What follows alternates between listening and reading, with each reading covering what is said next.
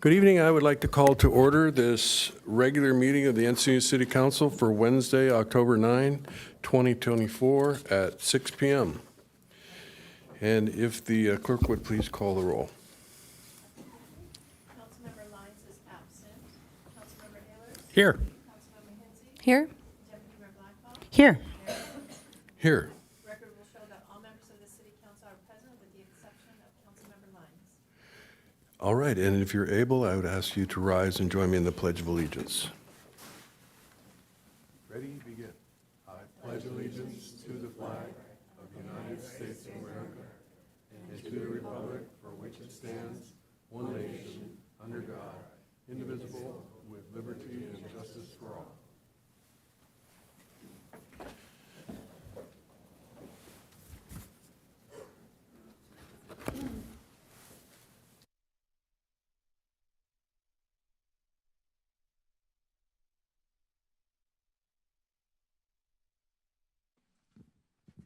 All right, we're going to start the meeting tonight with a couple of presentations, and the first is a proclamation in recognition of Encinitas Magazine's 10th anniversary.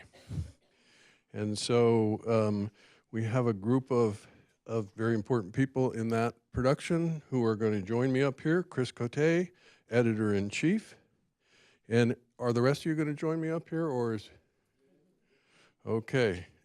Tim Risley, the publisher, Aaron Regan, the art director, Zach Cordner, the photo editor, James Cravens, the managing editor, Richie Nishira, distribution, and Kathleen Larson, advertising.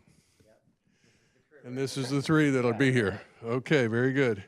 And, you know, it's fun to give this proclamation because I have a old-time story. I was born in Minnesota, moved here when I was 9 months old, and so we would, as a family, go to Minnesota for vacation, occasionally in the summers, and my mom used to love to go pick up magazines of the surfer magazines and other ocean-related magazines to take with us to show people in Minnesota just what we get to enjoy here. And so this particular proclamation strikes that memory nerve, and also as I enjoy the magazine over the years, I really appreciate the focus on our hometown. And of course the magazine regularly has those beautiful surf pictures, so appreciate that a lot. So I'm going to read this proclamation first. Encinitas Magazine's 10th anniversary. Whereas since 2014, Encinitas Magazine has upheld a mission to shine a light on the people, places, food, art, culture, and history of our town, and remains committed to that mission with pride. And whereas, as a small, independently owned and operated publication, Encinitas Magazine has become a trusted source of storytelling, messaging, and advertising, cherished by both locals and visitors alike. And whereas Encinitas Magazine celebrates 10 years of dedication, growth, and connection with the community, reflecting the vibrant spirit and rich diversity of Encinitas. And whereas this milestone could not have been achieved without the tireless efforts of the magazine's team, which include Chris Cote, Editor-in-Chief, Tim Risley, Publisher, Aaron Regan, Art Director, Zach Cordner, Photo Editor, James Cravens, Managing Editor, Richie Nishira, Distribution, Kathleen Larson, Advertising, and the talented contributions of Colin Liebold, Kyle Thomas, Ed Marsh, Nicholas Paoni, and Kai Diaz. Now therefore, I, Tony Kranz, Mayor of the City of Encinitas, along with all the City Council members, extend our heartfelt wishes for the continued success of Encinitas Magazine. We commend its dedication to showcasing the vibrant spirit, culture, and distinct character of our city, and eagerly anticipate the future stories that will celebrate what makes Encinitas truly special. There you go. Yep. Thank you. And I would like to give you the microphone to say a few words if you care to. Well, I think we need to start using the word whereas in the magazine a little bit more. Thank you, City Council. Thank you, Tony, for your support. And thank you guys for your letters and messages for our 10th anniversary issue. Hopefully we could to continue to do this magazine. It's an absolute labor of love, as we all love Encinitas, and we love telling the story about the town. So hopefully we'll be getting an award, I think as Kelly said, the 50th anniversary of Encinitas Magazine. That'll be a really fun party. You guys are all invited. This is out now, so go get it. It's all over town. Thanks to Richie right here. And I don't think there's any misspellings in this particular issue. That's thanks to James right here. So thank you very much, and thank you, everybody.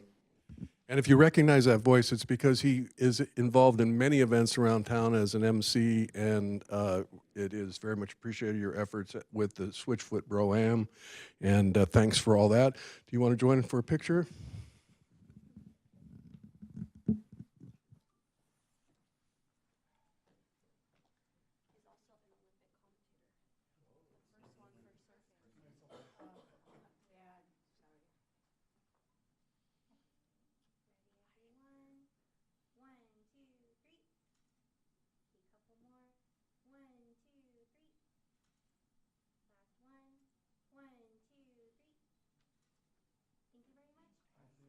Go Padres, let's go. Thanks. Thank you. Appreciate it. Thank you so much. Appreciate it.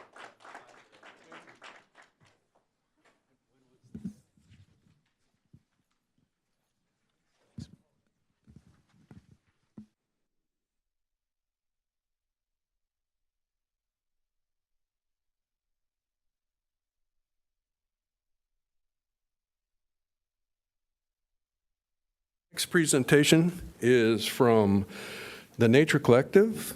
Doug Gibson is here to tell us the story of the current situation with the San Leo Lagoon Inlet and the need for supplemental dredging on that project. Thank you. I'm happy to be here and happy that you're interested in this. You know, although it's sort of not a great time to have finish a big project and now have to do extra work. So.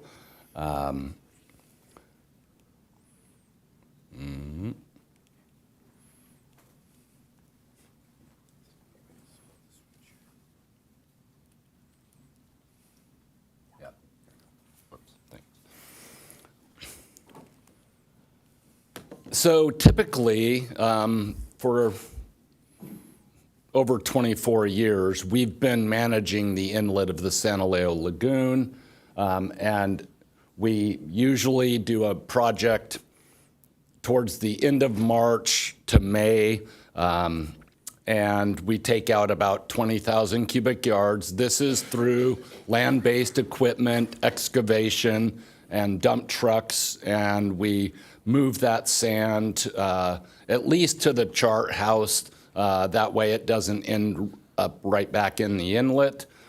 We also have done emergency excavations, which are 2 days. And then there's a third one that's just not on this list that is like a breach, where we go in, we breach a berm, and that opens it back up.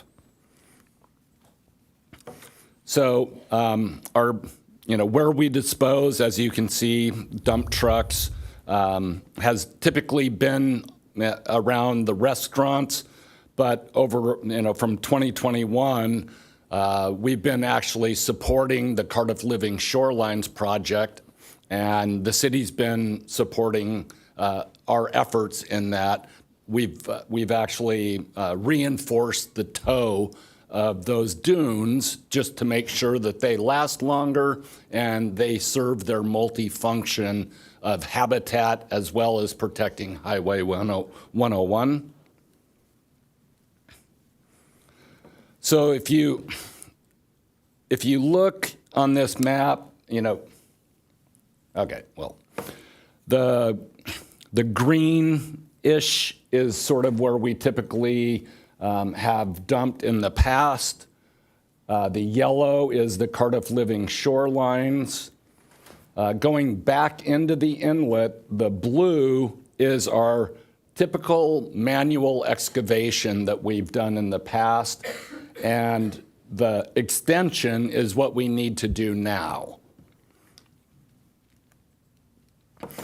So looking at, the history of our inlet openings, the red, the red shows when we weren't managing the lagoon at all. The only time it was really opened was when vector control came in and required an opening, which was basically to drain the lagoon, had nothing to do with the life of the lagoon.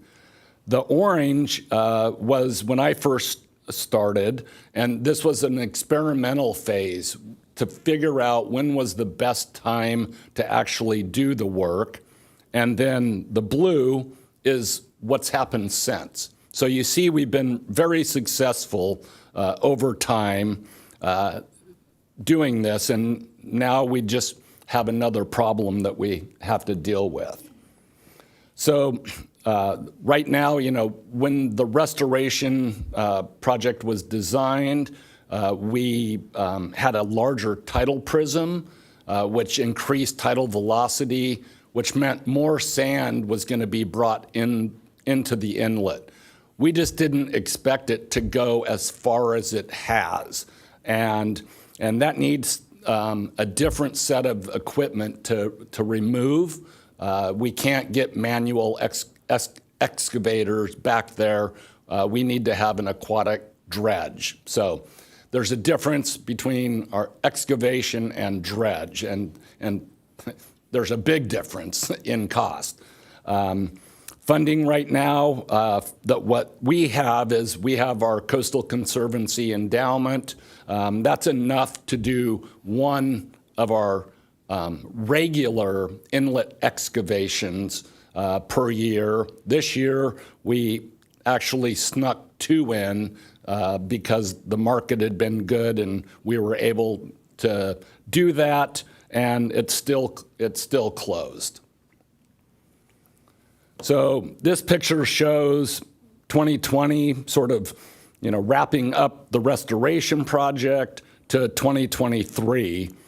It's obvious, you can see the sand in the channel and that it goes sort of all the way east and wraps around that corner. And that's pretty much where everything settles out. So that is our dredge footprint, as well as the main channel going towards the 101 bridge.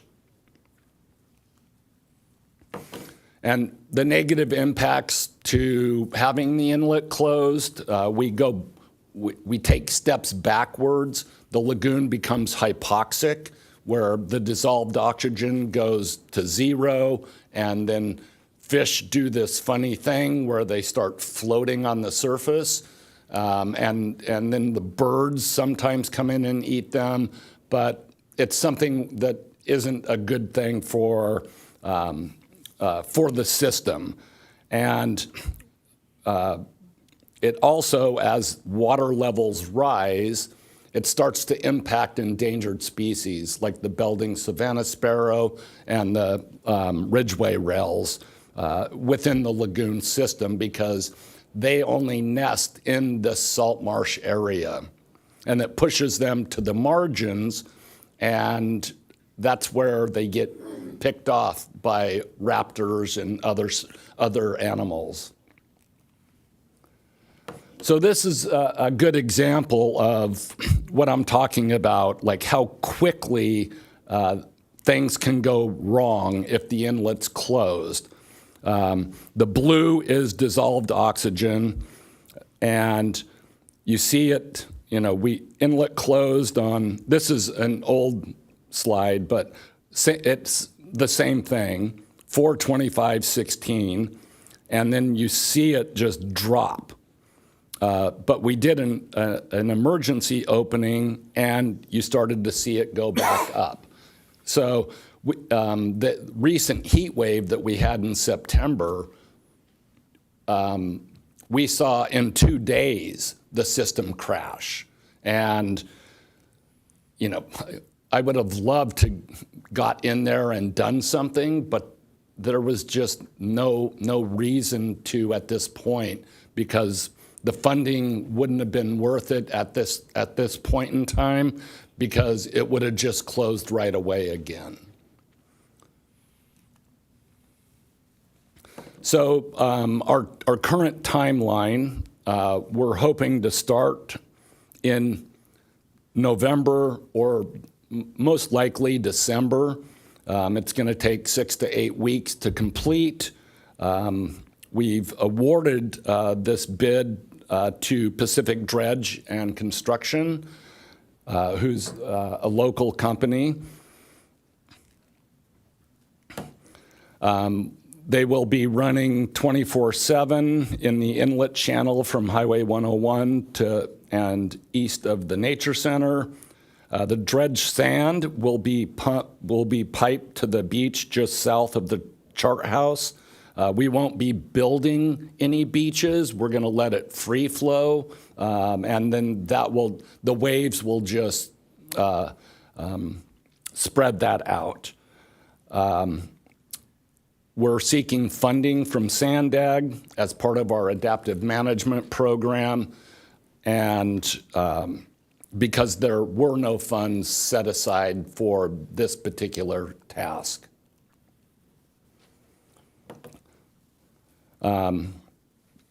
But the inlet will still be closed, and so we're going to have to go in and do our excavation, probably a 2 to 3 day project to clean out the sand in front of the inlet and under the 101 bridge. And once we do that, we'll move that to, roughly the chart house. And who knows, if we get, big storms, we might be able to even take some to the living shorelines. And I think that's it.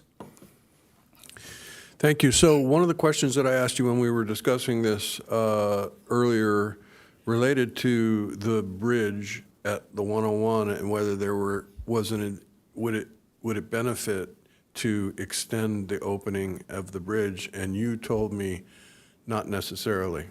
And can you explain why that is the case? So when water is flowing under a bridge, it scours. And so the bigger the bridge, the less opportunity you have for scouring.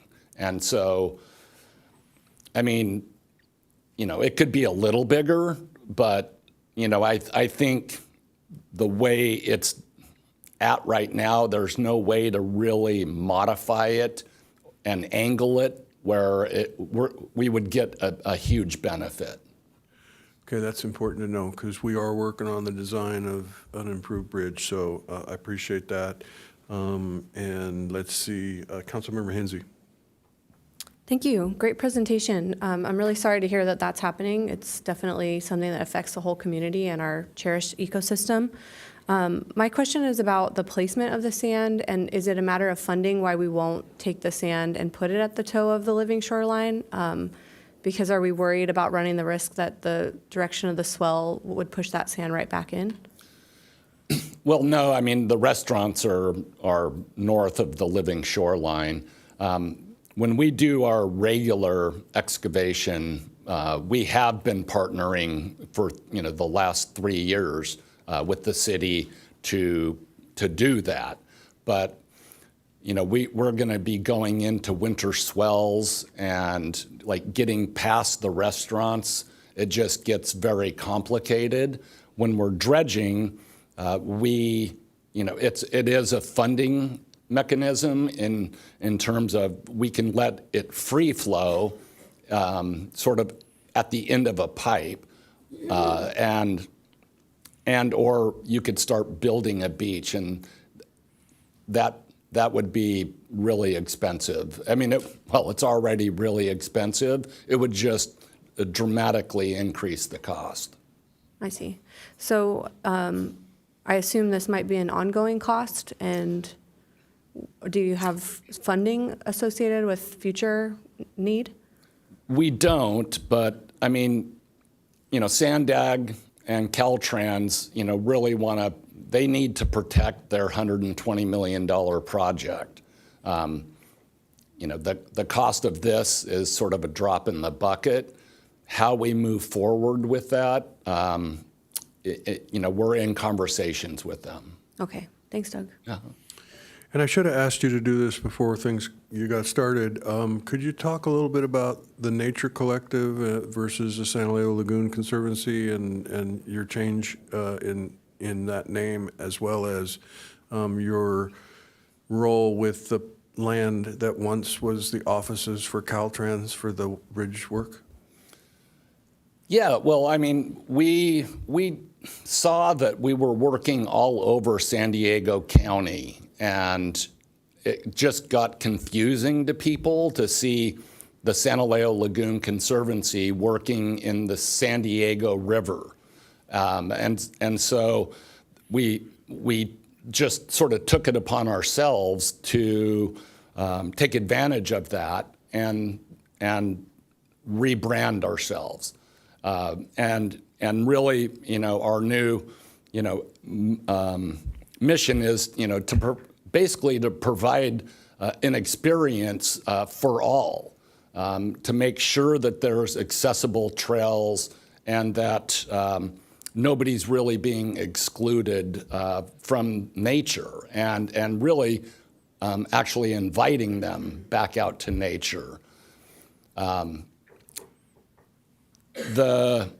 The strawberry fields, the old Caltrans site, is just something that we're in process with Caltrans. We're in like year 2 negotiating with them, but we feel that by sometime in Q1 of 2025, we should have that property, and you will be the stewards of that, and you'll continue to focus a lot of your work on the San Leo Lagoon, I trust? it would be hard not to. I mean, it is like, it is our, where we started. We work other places. We've signed an agreement with the county for Rancho Lilac out in Valley Center, which is a 980-acre site. It's beautiful, and we'll be working with the county just like we are here, sort of doing the restoration and moving in that direction. Great, and you continue to offer educational opportunities. I took a class, it was several weekends in a row, that looked at the watershed that Escondido Creek, I think it's called, and Yep. out to past Escondido, at the headwaters, I suppose that is. And it was very interesting to learn about Escondido and the things that they did to direct the channel and kind of do their thing. So very interesting educational opportunities available through your organization. So I appreciate the work that you're doing. Well, and lots of volunteer opportunities. Volunteer If you're opportunities. interested in coming and planting native plants, we're gearing up, for a lot of planting. So just go to our website and sign up. Okay. Well, there were some concerns about the announcement that the lagoon had become hypoxic, and I assume when you said that the fish do that thing where they're floating on the surface was meant to be a kind of a It's a softer, easier way. yeah, it's unfortunate that we're losing that wildlife. So I appreciate the work that you're doing to get that lagoon mouth back open. Yep. And once the temperatures dropped, it actually, the hypoxic event ended. Oh, wow. So it's not like a linear scale going up. It really is dictated by temperature. So we're good now. Just it's the water level that we're worried about for those endangered species. Okay, thank you very much for the presentation. Thank you. All right, we're on to oral communications. Yes, we do have 6, and just a reminder, I'll call you 3 at a time, and this is to speak on items that are not listed on the agenda. First 3 speakers, Ed Weber, Brad Lefkowitz, followed by Trina Priest.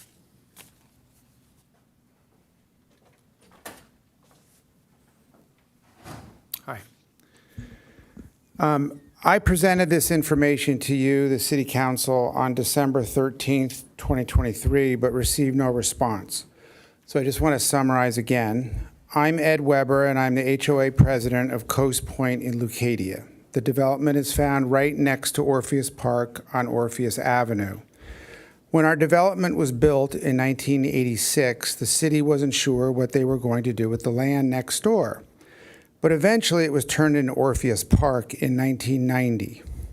At that time, our HOA was concerned about our ocean views eventually being compromised by plants and trees planted at the park. We negotiated with the city an agreement that this would not happen.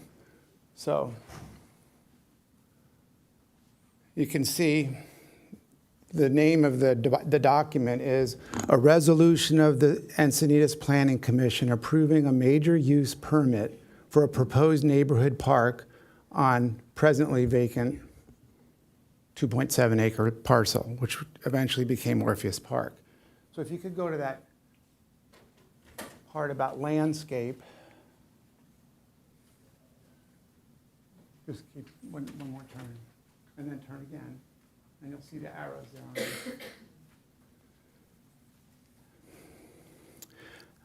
I know you can read, but I'm just going to read it real quick. All required plantings and irrigation facilities shall be placed prior to use or occupancy of new buildings or structures. All required plantings and irrigation facilities shall be maintained in good growing and operating conditions, and whenever necessary, shall be replaced with the new materials to ensure continued compliance with applicable landscaping, buffering, irrigation, and screening requirements. All landscaping shall be maintained in a manner that will not depreciate adjacent property values and otherwise adversely affect adjacent properties. The trees continue to grow and get taller to this day. Our views have narrowed, and some of us have views of 50% less than they were before the park was built. If you could show that first picture.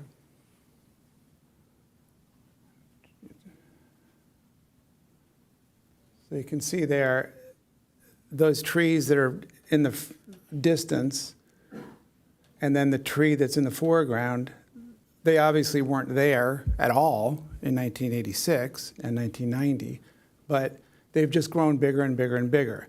And the maintenance, they come and trim them every year, but they don't bring them down. They just trim them where they are. They take a few branches out. I'm going to show you something in just a second. That said, during my last city council presentation, Thank you, sir. oh, you got to be kidding me. 3 minutes. Can for anybody oral give me communication. any of their minutes? No time donations for oral communications. Okay. Well, then I'm going to come back, I guess, next time. When's the next meeting? Next week.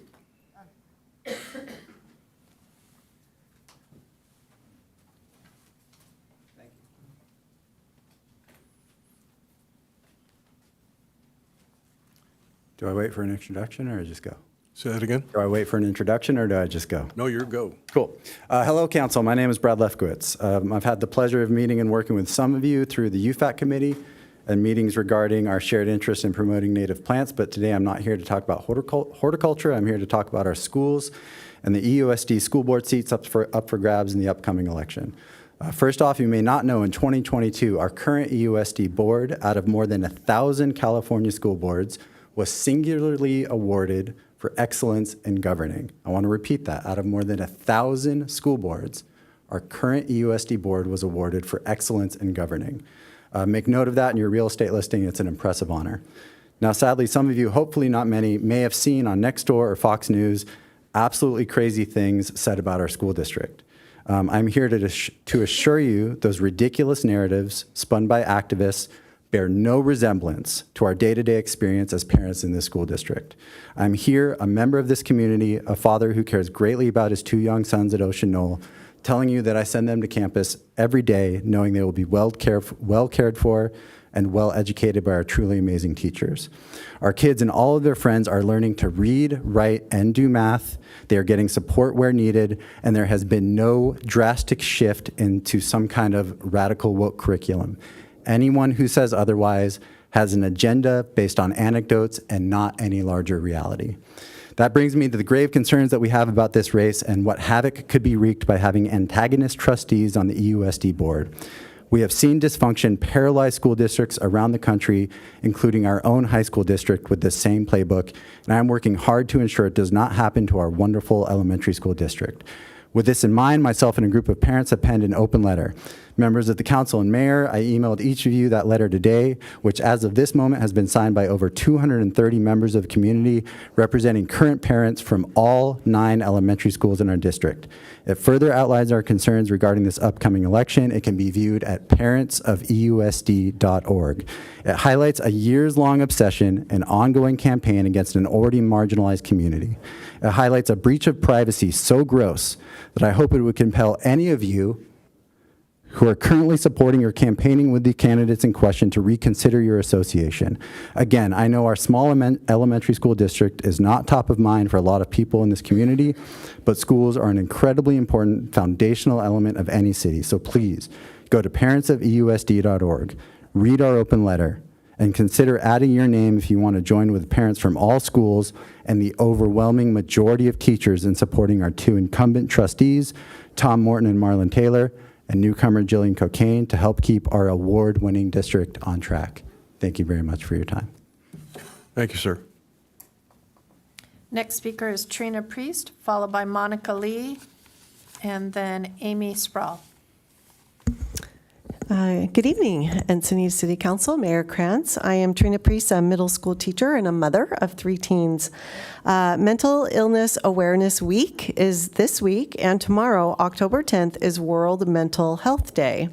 I work with youth, and it is time to shed light on a growing mental health crisis, particularly among our youth and young adults. We know that our county has the 2nd highest suicide rate among California counties. Research shows a direct correlation between this rise and increased drug use, especially marijuana use. Along with that, high-potency THC products, which are now very commonly available, increase the risk of psychosis by 3 times. These products are sold at the city's pot shops, delivered from there, and advertised on social media. Their impact on mental health extends beyond psychosis. Daily marijuana use before the age of 17 is associated with a 7 times greater risk for suicide attempts. And according to the National Survey on Drug Use and Health Data, youth aged 12 to 17 who used marijuana in the past year are at a double the risk of major depression and nearly double the risk of suicidal ideation compared to non-users. As we observe this week of awareness, I urge us to recognize that our young people's mental health and mental illness is deeply intertwined with their access to and use of drugs, especially since we have 4 marijuana storefronts in our town. When youth grow up in communities where marijuana consumption is common or considered as some sort of recreation, their perception of risk will be muted. Now is not the time to enable using drugs for fun because the consequences will not be fun. Thank you for your time. Thank you.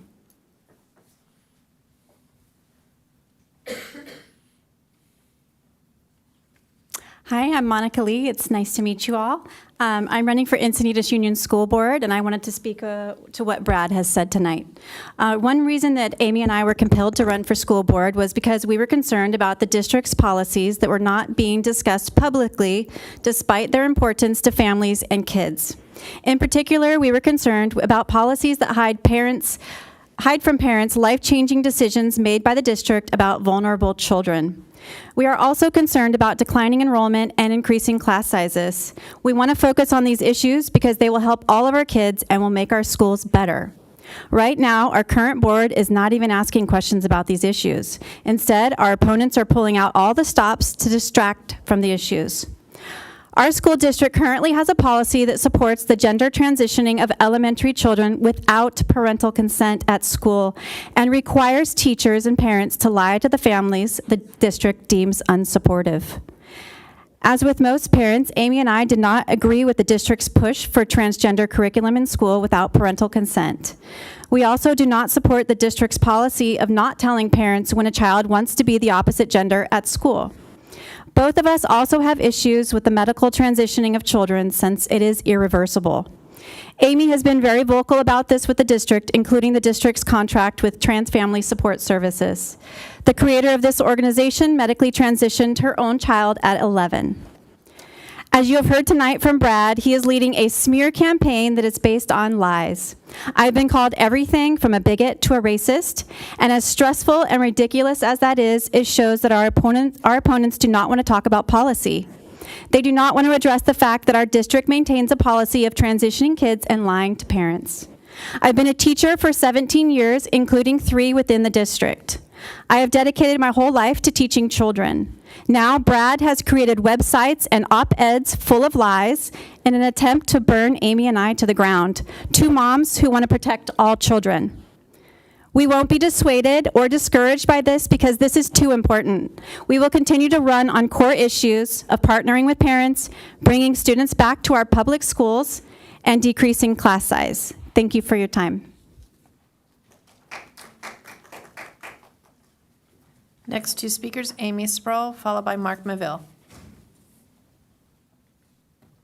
I apologize, I'm getting over a cold. Do I begin? Yes, please. I'm Amy Sproul. Thank you for your time tonight. I want to reiterate my and Monica's goals in this campaign. We are 2 moms who want to increase the partnership between parents and the school, who are concerned about declining enrollment, and who want to restore trust in our community. It was my interest in district policies that led me to run in the first place. I wanted to know, for instance, how and why we could have a policy that would allow a school to decide on its own whether a child was transgender, to cultivate that belief in the child, and to hide from and lie to the parents of that child in doing so. It was hard to get a straight answer from the district, so I asked questions. Can you imagine a school holding back information on how it will teach math or the contents of its English curriculum? Of course not. Yet this is what it did with its transgender policy. If the district cannot be completely transparent with the material it is forcing on students and teachers, it cannot be trusted, and we need to earn that trust. One of these questions I asked related to a teacher who transitioned a student and then informed the parents that unless they affirmed the transition, that child would be placed on suicide watch. This behavior is unacceptable on any level and amounts to the worst kind of emotional extortion, yet it is apparently sanctioned by the school's policy. Our opponents have attacked me for making these requests. Brad and others have suggested these are secret or target children. To the contrary, these requests target actions by the school district, in this instance, diagnosing a child with gender dysphoria and then emotionally blackmailing the parents to go along with it through threats of suicide. This request was not about the child. I made sure to ask that that portion be kept confidential, but about the policy and the actions of the teacher. Brad knows this, of course, but he misrepresents and lies about the contents of my letters. I have shared this information freely and am happy to provide these letters to anyone. I am looking to make it available online so that people can read for themselves the extraordinary steps the school has taken in the name of inclusion to hide from parents life-altering changes on children by members of the school district. Brad talks about targeting children. The only children I know who have been bullied on anything related to this issue are the small children of a family who objected to a book on gender ideology. They were bullied so severely that the child begged not to go to school. If you want to see protections in place for all children, then we urge you to please vote for Monica Lee and Amy Sproul. Thank you so much for your time this evening. Thank you.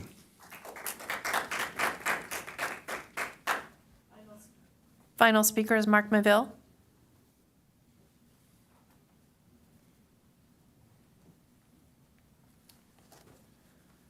I'm Mark Maville. I echo your sentiment on that situation. The wraparound, of course, is the THC high-level gummy bears.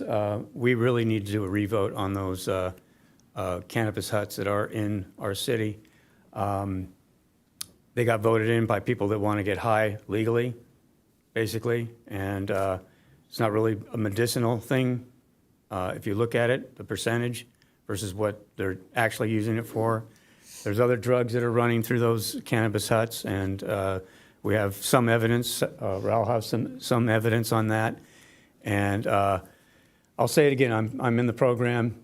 I'll be celebrating 18 years on the 22nd, and I know what this is about. It's very serious, and it stems into the 18, 19, 20-year-olds, and they graduate and become alcoholics and drug addicts as time goes on.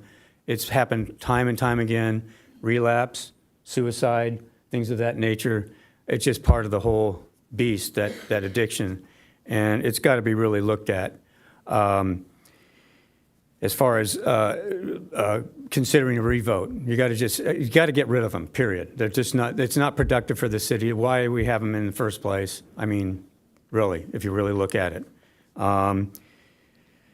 Again, the park conditions, I want to take a little time here on. The creek and the whole situation you can see from the fence line there right by the Wendy's is contaminated. And I think I don't have to say it, but it's defecation, it's urine, it's trash. It may have to be dredged again. And kids are going down into the stream, trying to look for little animals, but the acidity level is so high, there's nothing there to get.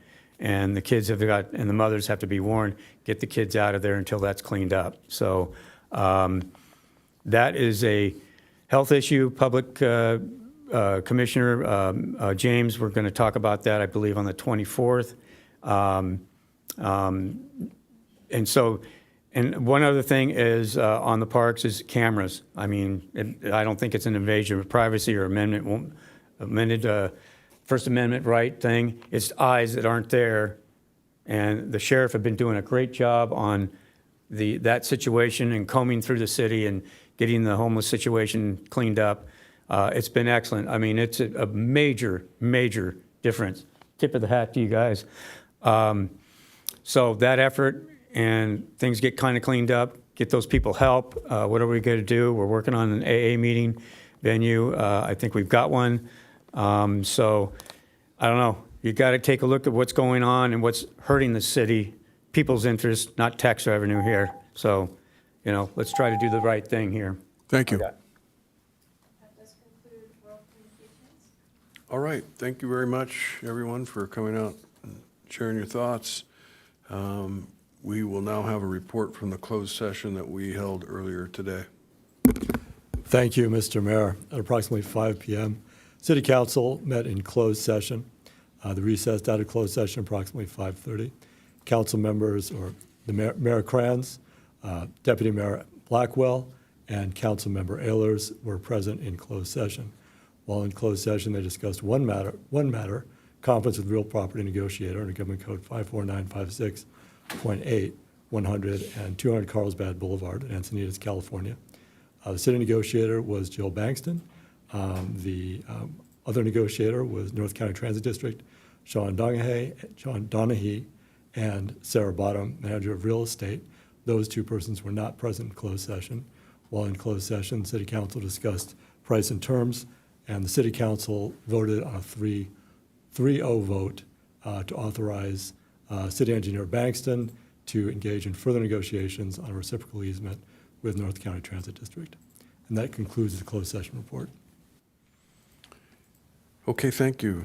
Madam Clerk, are there any changes to the agenda? There are no changes to posted agenda. However, I will note that we did do an update on item 8F. We just updated the fiscal impact. The numbers were transposed, so we did make that correction. And other than that, no changes to posted agenda. And then moving to the consent calendar, no items have been pulled by members of the public. So I would entertain a motion. I'll move approval. I'll second. Okay, so that's the complete consent calendar has been moved for approval. We will now vote.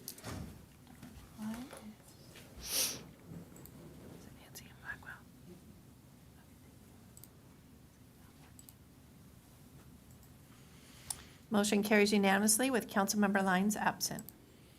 Okay, thank you. Moving on to item 10A, we will now have a presentation of the Cardiff downtown Encinitas and Leucadia parking study, which Senior Mobility Planner Evan Jednak will be presenting.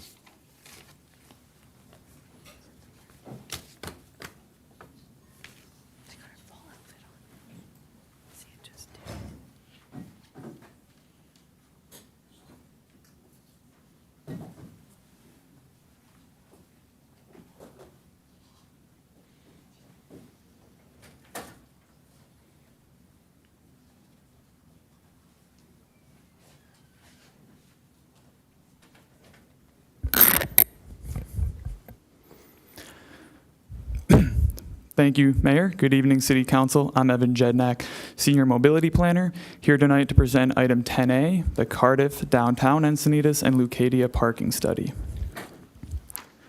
On December 15th, 2021, City Council directed staff to initiate the required amendments for permanent outdoor dining, including preparation of a parking study to determine consistency with the city's local coastal program policies. On March 16th, 2022, the City Council adopted a resolution to appropriate funds for the coastal parking study. Transportation planning firm CR Associates was chosen as a project consultant and entered into contract with the city on June 24th, 2022, and we have Fong Nguyen from CR Associates here in attendance tonight. The project study area is shown on this slide, split into Leucadia, Old Encinitas, and Cardiff. Within the study area, the supply of on-street public parking lots, and select private parking lots were inventoried, and occupancy data was collected and analyzed.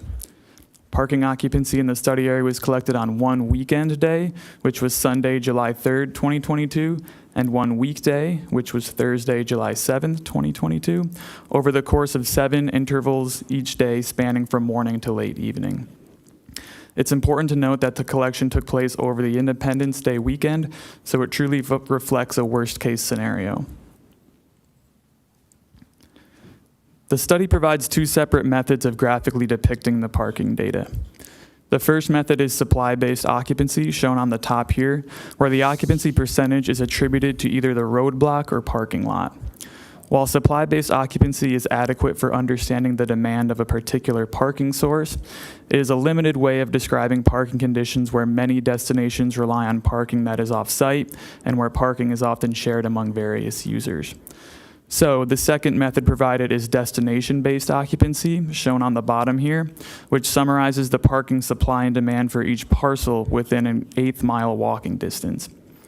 Destination-based occupancy adjusts for the varied size and distribution of parking sources in the study area that are otherwise not well captured by the supply-based occupancy, and it recognizes that most visitors are unable to park directly in front of their destination, and they may have to walk a short distance. For each time period where parking data was collected, the study includes figures for both supply-based and destination-based occupancy. Beach access points are shown as triangles on these figures, and beach lookout points are shown as circles, and they were analyzed using the destination-based approach. This slide summarizes weekday parking conditions. So while there are specific blocks and parking lots that experienced high weekday parking demand, it can be seen in this table that demand is never high when considering the entire parking supply within a community. This means that while some blocks may reach high demand at a given time, adjacent or nearby blocks have available parking. The peak weekday locations citywide, which were southern downtown and northern Leucadia, followed a residential parking demand pattern which peaks late evening and continues overnight into the following morning. Another weekday finding was that none of the beach access points reached high occupancy. This slide summarizes weekend parking conditions. Several clusters within the study area experienced high parking demand during the July 3rd weekend counts. In general, the data reflects a combination of residential parking with lower weekend turnover and midday visitor demand for beaches and businesses along Coast Highway. However, there is still adequate parking available within a reasonable walking distance, even during peak periods on the worst case scenario of an Independence Day weekend. And most beach access points also reached their peak demand in the midday during the weekend. These supplemental figures were created to illustrate a more detailed zoomed-in view of the peak outdoor dining period between 6 to 8 p.m. So the figure on the left is for the weekday count, and the right is for the weekend count. These figures delineate the primary core of the downtown outdoor dining activity area as a dark blue line that occurs along Coast Highway between D Street and F Street. A quarter-mile walking distance buffer is shown in the dashed line around the outdoor dining activity core. For both the weekday and weekend scenario, it can be seen that while segments directly adjacent to outdoor dining generally experience high demand, there are several street blocks and public parking lots able to accommodate additional parking within the reasonable walking distance. Shown here are the key findings identified in the study. First, parking occupancies throughout the study area are of a higher and more sustained magnitude on weekends compared to weekdays. Next, the outdoor dining spaces have no impact on parking availability near coastal access points. This is because all outdoor dining spaces in the public parking right-of-way are along Coast Highway, not in close proximity to any coastal access point. Most outdoor dining establishments are also at least a quarter-mile walking distance from any beach access point. Third, the outdoor dining spaces do affect the supply of parking adjacent to destinations along Coast Highway in downtown. However, as was shown in the last slide, there is ample parking available within a quarter-mile walking distance for most destinations in the downtown, even during the peak dining periods. Next finding, there is high turnover along Coast Highway and the adjacent side street blocks in downtown, indicating the effectiveness of the current 2-hour time limit and demonstrating the typical higher parking turnover activity generally generated by these commercial businesses. And last, there are many private or specific purpose public parking lots that are underutilized during high demand periods, especially outside of traditional commercial business hours and on weekends. Given those key findings, the study offers the following recommendations. First, continue to monitor parking conditions and consider conducting regular updates to this coastal parking study, such as every 5 years. One of the reasons why this is important is that the parking study is a point-in-time survey of existing conditions, and parking conditions often change. For instance, street restriping projects that were completed after the study have resulted in additional parking inventory, but this cannot be captured retroactively through this existing condition study. Second, consider additional shared public parking arrangements with owners of private parking lots during times when parking is underutilized, such as on weekday, non-business hours, or weekends. The third recommendation is to consider shared public parking arrangements with the City Hall parking lot during times when the parking is underutilized, such as on weekends. And such a scenario could include paid or free parking arrangements. The final recommendation is to consider an AB 2097 implementation ordinance to comply with the state law that prohibits the city from requiring parking within 1/2 mile of the coaster station. And this effort was already initiated by City Council and is currently underway by staff. With that, staff recommends that the City Council accept the coastal parking study tonight. If accepted, the study will serve two purposes moving forward. It will support the preparation of the permanent outdoor dining ordinance, and second, it will support revised accessory dwelling unit replacement parking provisions in the upcoming ADU ordinance update. This concludes the staff presentation, and we are available for questions along with the project consultant. Okay, very good, thank you. Councilmember Ehlers, did you have preliminary questions, or should we hear from the public speaker? Preliminary questions. Okay. Yep. First question is about the difference between destination versus occupancy method. Does the destination method, it uses an 8-mile circle around there? Is that walking distance or as the crow flies? That is walking distance. That is, so it averages based on that, good. And then nothing takes into account hills, right? Like some of our hills that we go into. In other words, it's assuming somebody's just as likely to walk up a hill to the library as they were to walk laterally along the base of the hill. Correct. It does not take into account topography. Okay. And then Did we take into account the future at-grade crossings? I assume we did not. So there, in other words, since it's walking distance, anytime the train tracks go through there, you didn't cross the train tracks except at bona fide crossings, correct? Only where legally to cross, so. Okay, perfect. In the, on page 19, it talked about select private parking, that it took into account select private parking. Can you maybe explain a little more what that means, how you selected which ones to include? And I assume that's what it meant, that you didn't do every private driveway, garage. No, so select private parking are lots that are meant to serve multi-purpose or multi-use. Maybe you have multiple tenants and they share the same lots. Those were accounted for, but if it's a single-purpose lot, let's say an office building have one single dedicated lot that's not being shared with anyone else, then those were not counted since they were restricted and we don't have access right to.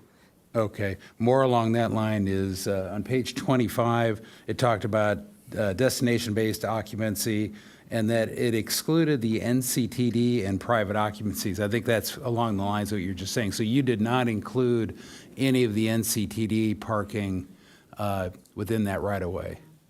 That is, well, parking within NCTD right-of-way that are properly striped or that are on street where you're allowed to park, then it's accounted for.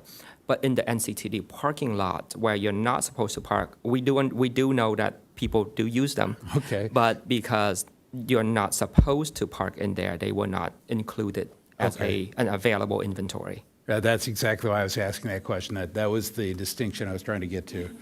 And then what about EV spaces? I noticed the EV lot was counted. If there's a charger there, did you count the spot or not? At the time when we were counting, EV was barely on the radar at that point.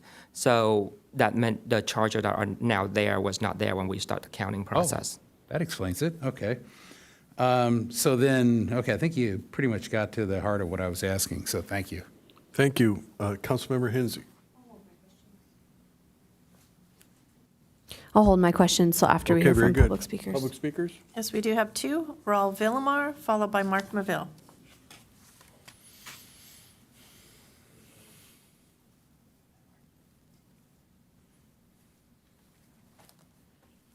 You know, we've been talking about this parking spot for a long time. I've been coming here for a very long time. I don't think you folks are going to listen to me anyways. I don't know, I'm wasting my time here. I have a parking lot that has 5 spots. We have one that's handicapped. Did these people count that handicap and all the other places? Down on 101, I have a lot of customers that are mine that are handicapped. They don't come to my barbershop anymore because there's nowhere to park. You folks took our parking. You gave them $2.50. I wish I could pay that for my spots, my rent and stuff like that on it. We keep on talking and talking. This is the alcohol beverage control manual. It's a book. I have to go through the class. And have you guys been to bring up the code back to before COVID? No. Have you guys brought up the codes for the outside dining up the code? They're nothing close. Nothing close. Every time I go down there, it's dirty, ugly. This afternoon, I drove down Encinitas before I came here. There's nobody out there. It's empty. During the daytime, there's nobody out there. They open up early, they close early. The other people don't open till 6 o'clock, 5 o'clock. The way they set up here, it's between 6 and 10. We're all not open at that time. I don't need them at that time. I need the parking spots between 9 o'clock in the morning till 5 o'clock. The thrifty shop opens till 7 o'clock. Every day I have to stand in the front of my barbershop, tell people that they cannot park in my lot. Across the street, there's a fire lane. They're using that to go get the dispensary. They use my lot to go to the dispensary. All the other places are full. My customers cannot. I have one gentleman who's handicapped. He's very mentally handicapped. He comes to my shop. Him and his mom and dad, he's 34, his mom and dad, after my getting a haircut, after 14 years, used to walk to 7-Eleven and get a Slurpee. They don't do that anymore because there's no place to walk. Everything is taken up, the sidewalks, the roads. When are we going to get our parking back? We're not. Mr. Tony's told us at the beginning, when we first started, I told him, I had a meeting with him. I brought all these people in, 2 landlords, all the landlords and the managers. They told me that, he told me that the people, he wasn't going to stick around. The only reason why is that he's there is because we called him. There is no, the only reason that he has is let me finish, please. You told us that the only reason why you had a lot of people coming in is because the dispensaries, the food, and the alcohol were the ones that bring in the revenue. Is that true? That's not my recollection, but thank you for your speaking. I got all those people that I can write up a letter for. Okay. Yeah. Thank you very much. Mark Maville?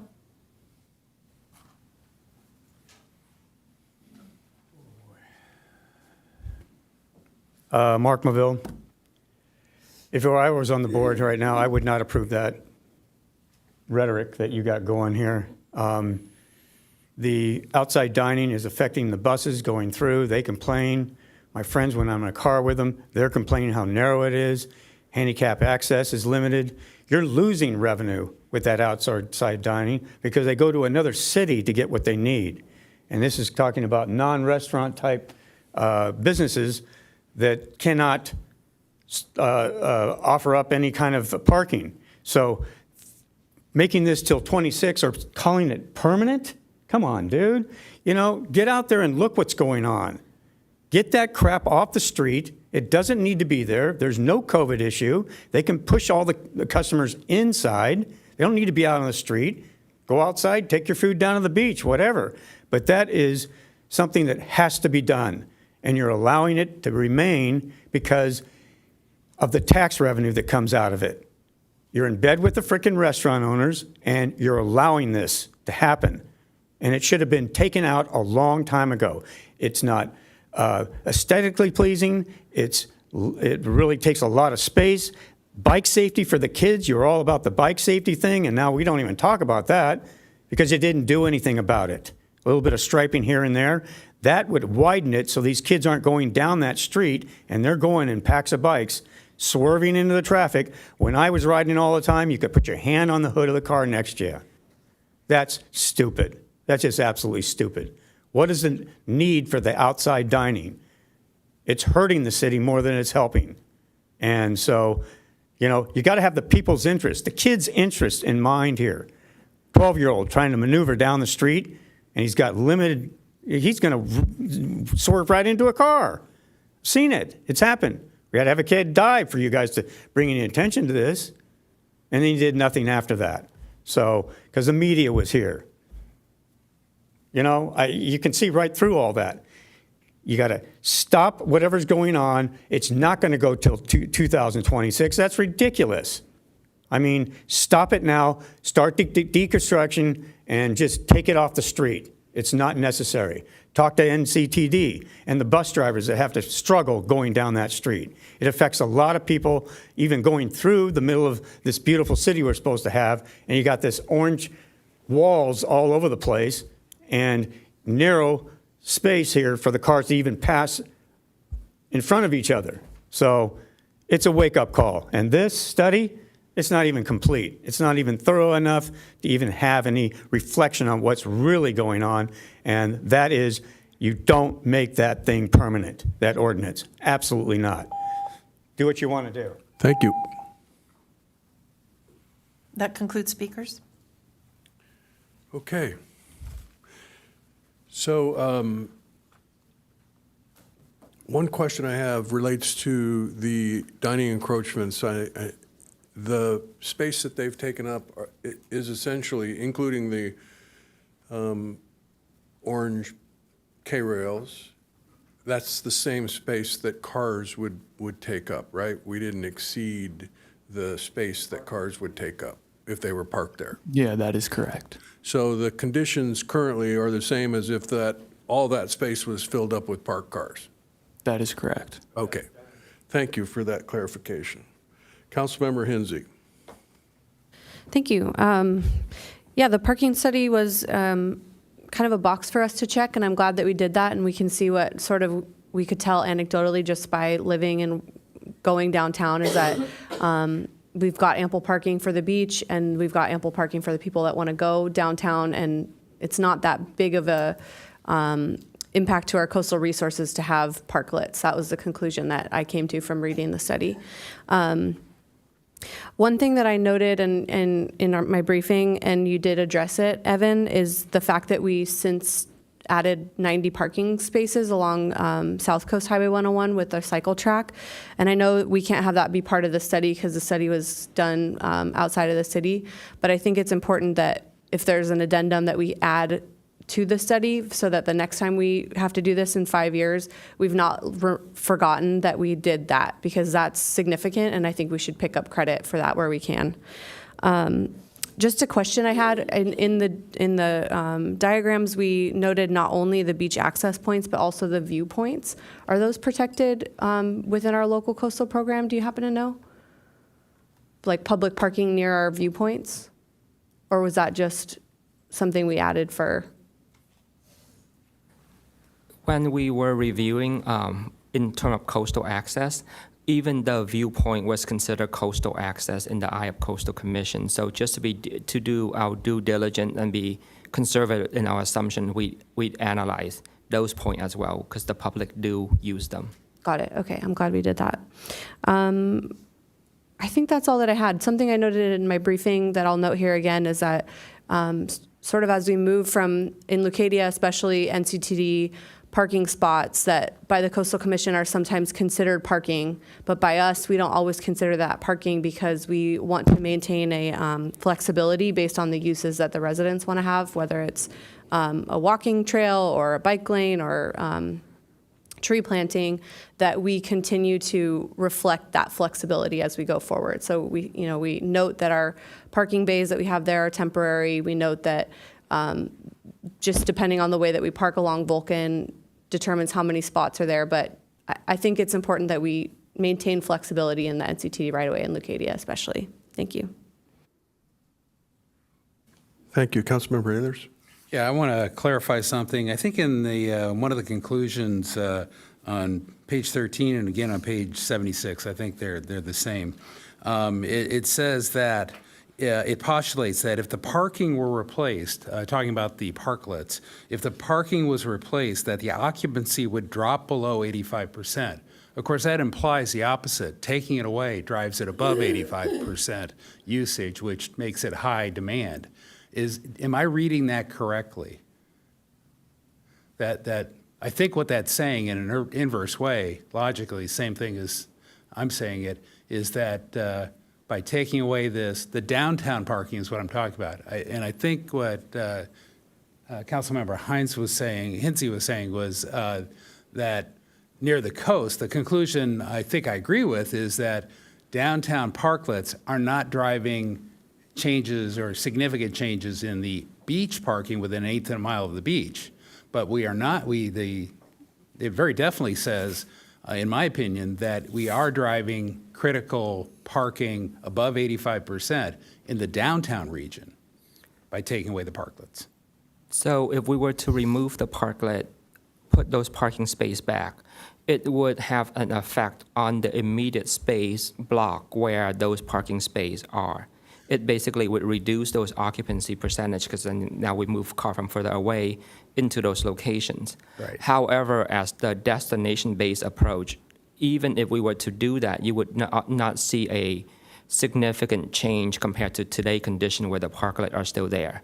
We did do a test. Basically, what we did is we assumed those parking spaces were put back, and then we moved cars that were parking further away into those spaces and run it in GIS system, and it showed that the effect on those parcels nearby was not significant either way. So on page 76 on your conclusions where you basically say that, can you bring that up, page 76? And I think it might be the second or third bullet.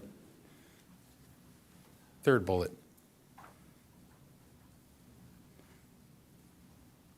Key findings. It says the outdoor dining spaces do affect the supply of parking to some destinations along Coast Highway. If the parking loss to outdoor dining was replaced and existing parking demand was the same, then the parking occupancy within 1/8 mile of most destinations along Coast Highway would drop below 85%.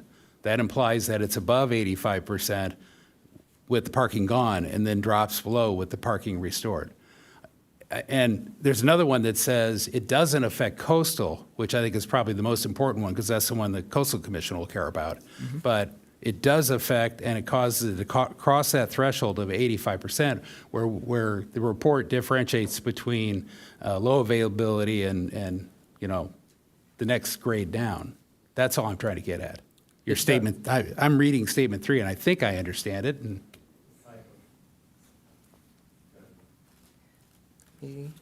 So I'm. Oh.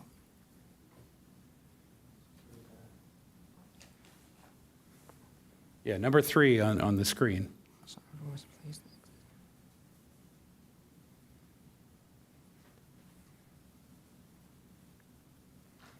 So all I'm trying to get at, we can't generalize that putting them in or taking them away has no effect downtown. It has a significant effect.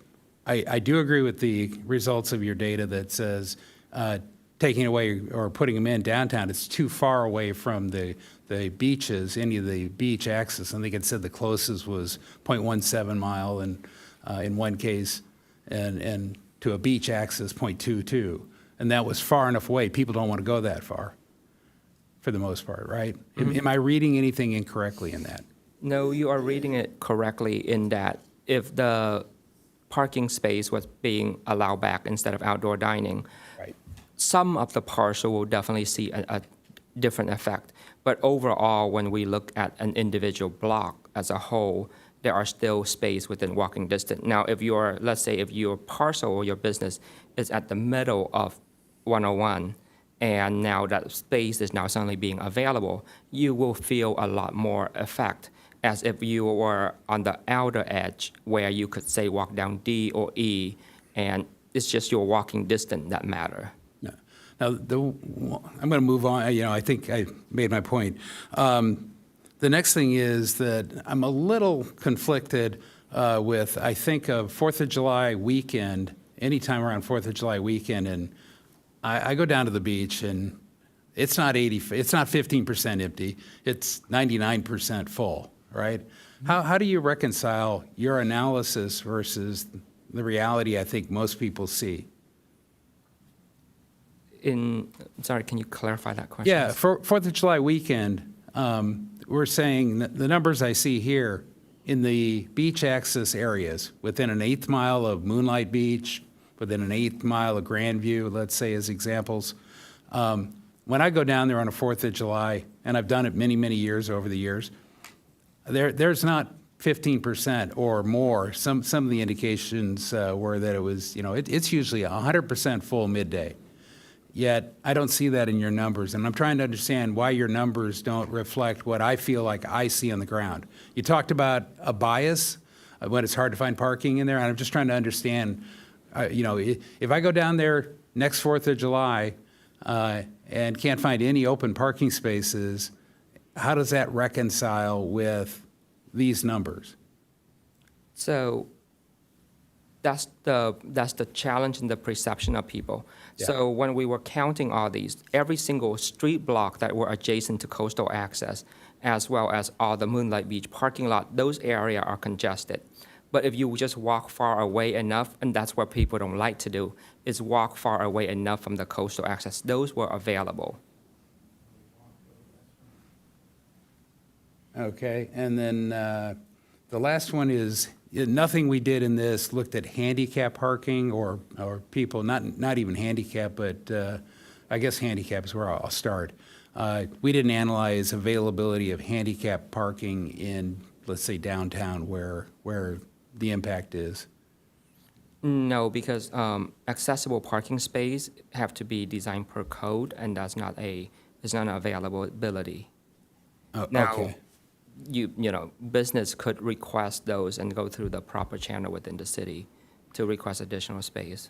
And did you include the accessible parking spaces in the parking space count, like at Moonlight and any one of the city parking spaces, parking lots? We did not count the accessible in the inventory because those are kind of like a false positive. Good. Okay, I think that is my questions for now. Okay, Deputy Mayor Blackwell. Yeah, thank you. Thank you for the study. And I had a couple questions, and I'll start with the accessible or ADA parking. And maybe this is more in general. As we've had on-street dining or parklets, have we lost any of the ADA parking spots downtown? No, it's been confirmed that none of the outdoor dining is within ADA accessible spaces. So those are all still there, so that's Correct. good. And then since since the study was done, we've also amped up enforcement downtown with ACE parking of the 2-hour parking limit. So the turnover would actually, most likely, if our enforcement is good, be faster, meaning the spots would open up faster than they were without enforcement. Is that a fair hypothesis? Yes, absolutely. That's one of the key findings of the study, was that there is high turnover along Coast Highway and the adjacent streets, demonstrating the effectiveness of those 2-hour parking limits. That's great, thank you. Those are my questions. So I just want to talk about, I'm very happy that the coastal access is not affected, and that's good, really good. I know there's still a feeling that the certain times of day, it's very difficult to park downtown. And some of that is revealed in the study, right? Weekend, certain parts of the time, I think weekends in general maybe, and certain times in the weekday. In your recommendations, it talks about exploring some private lots and even looking, I think City Hall was mentioned, some other public lots. Are there things we could do to increase some parking during the tougher points of the day, whether weekday or weekend? Yeah, the study, it's a standalone existing conditions document, so it's meant to guide future decisions, which could include things like restriping or other improvements to improve the parking supply, but it doesn't necessitate those improvements. The council can use the study as a reference moving forward. Okay, got it, thank you. I'll pause my questions for now.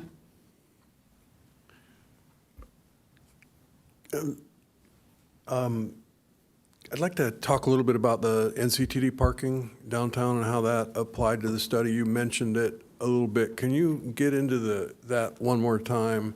How did that factor in? I ask this because I want to be clear that North County Transit District, I heard you allude to this, North County Transit District maintains those parking lots for transit riders. There are occasions when they actually enforce that, but most of the time they have not, in part because of the arrangement. At this point, they are being a little more flexible.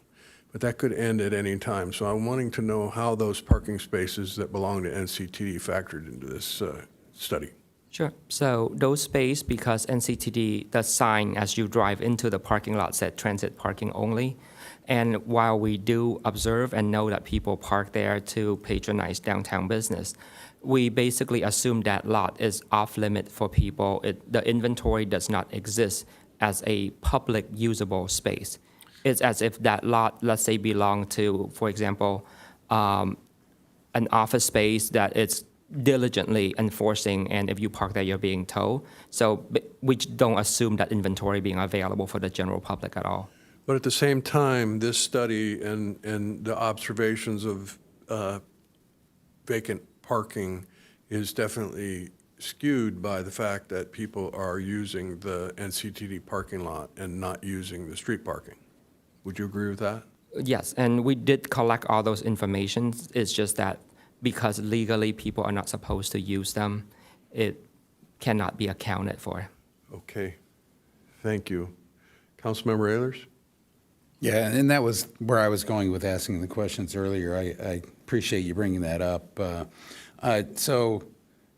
We also didn't look at, and I appreciate the data-driven approach you did, that this is good information. So, but we also didn't look at future trends, such as the gradual elimination of private parking within the half mile. I know you discussed it in there, but I don't think we modeled that, and we can't model it until it actually occurs.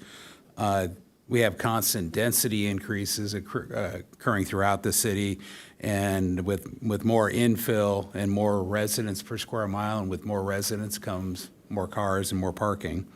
The constant reduction by state policy of parking requirements due to ADU, California density bonus law.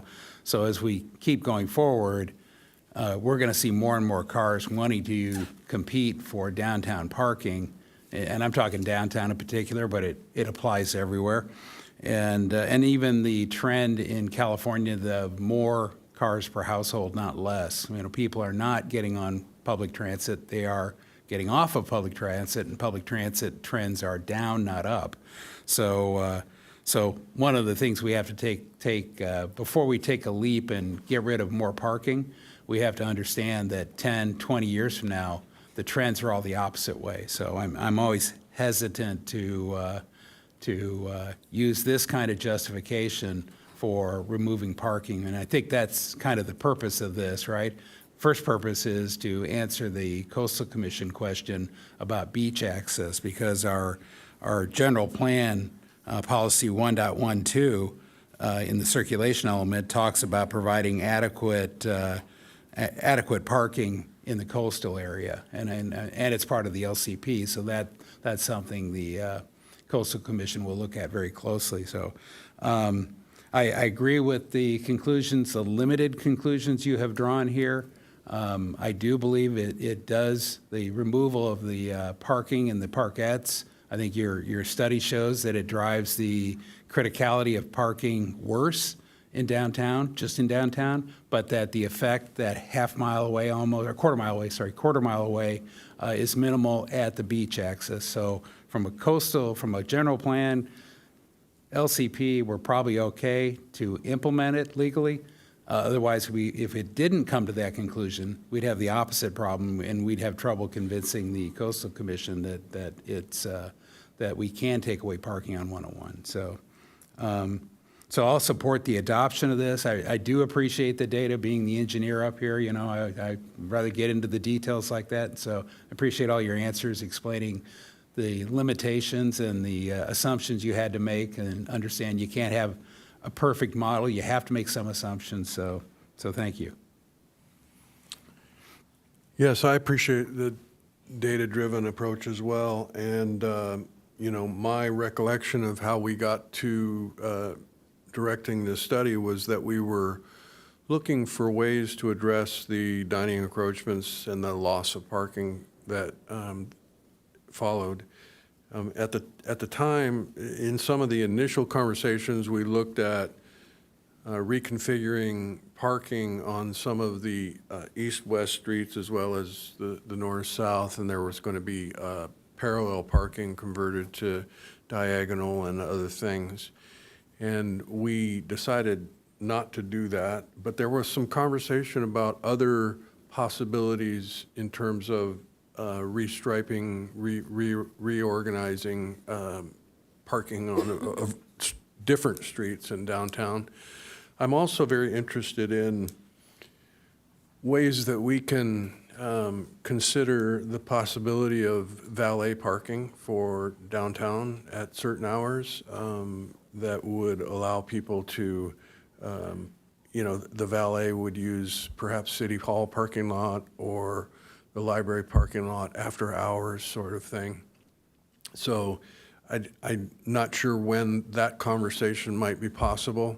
I also was I had a business trip up for my day job up into Northeast LA, and came back home on the 15 and stopped for lunch in Temecula, and noted some technology there that was kind of interesting, that as you entered their old downtown, their historic downtown, there were signs that displayed available parking spaces to simplify the process of finding parking. And I'm not sure what technology we would need to add to be able to provide that information to visitors downtown, but it's something that I would like to know a little bit more about. So I would ask whether the city manager can talk a little bit about the possibility of doing RFPs for that kind of equipment and see what that would involve. So I think it would be a great thing for you all to discuss at your February retreat in the next budget year. Okay. But in the meantime, I have asked City Engineer Jill Bankston to query our parking permit consultant if they happen to just have some kind of general data about how much some of those things cost. Okay. So, Mr. Villamar, we listened to you, but I happen to disagree. Some of my colleagues disagree. I appreciate that you maybe think that at some point we'll come around to your way of looking at it. There's no question that the dining encroachments, there are some who are impacted differently than others. I get that. And from where I sit, I think that I tried to, put a balance to this thing that, we have opportunities for people to dine outdoors because it is very popular. And I am looking for other ways to replace the parking that is lost for that. So I will continue to do that. This is an important first step. But when it comes to this particular issue with regard to the dining encroachments, I still support them, and I think they add to our community. So with that, Deputy Mayor Blackwell. Yeah, I mean, I agree with some of these suggestions, and I like the idea of looking at City Hall and the private parking lots that aren't, when they're not in use off business hours, because I understand there's signage even at City Hall that doesn't permit anyone other than city staff to, park here after hours. So I think it would be good to explore that. And maybe the people who are going downtown to any of the establishments don't want to walk that far, but you could consider it, as the mayor suggested, for valet or even for worker parking, right? So that it shifts some of the parking from the crowded downtown away, and then allows more people who want to pull up close to the store or restaurant to get closer. So I think it would be good for staff to at least look at some of those things, and if it's and we can talk about it at the budget time for sure, but if it's a low-cost change, that might be something we'd want to do sooner. Thank you. And I just want to clarify that, we can always talk through our economic development discussions with the chamber, et cetera.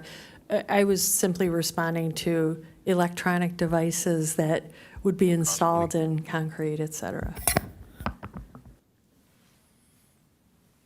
Councilman Reelers. Yeah, I just wanted to make sure it's clear that I'm fine with outdoor dining on sidewalks and in patios and whatnot. My only issue has been and will continue to be converting very, very critical parking spaces on downtown 101 in particular to dining. And then using, I'll call them semi-permanent approaches such that don't look that good, such as the K-rails. I prefer that we keep the parking that we're going to need more of, not less of, and that's it. So, but I'm fine with sidewalk dining and al fresco dining. That's great. Okay. Do we need to approve this? Yeah. Okay, I will make a motion to approve the parking study with the addition that I asked for, which was just an addendum saying that in the time since we did the study, we added 90 parking spaces on South Coast Highway 101. Second?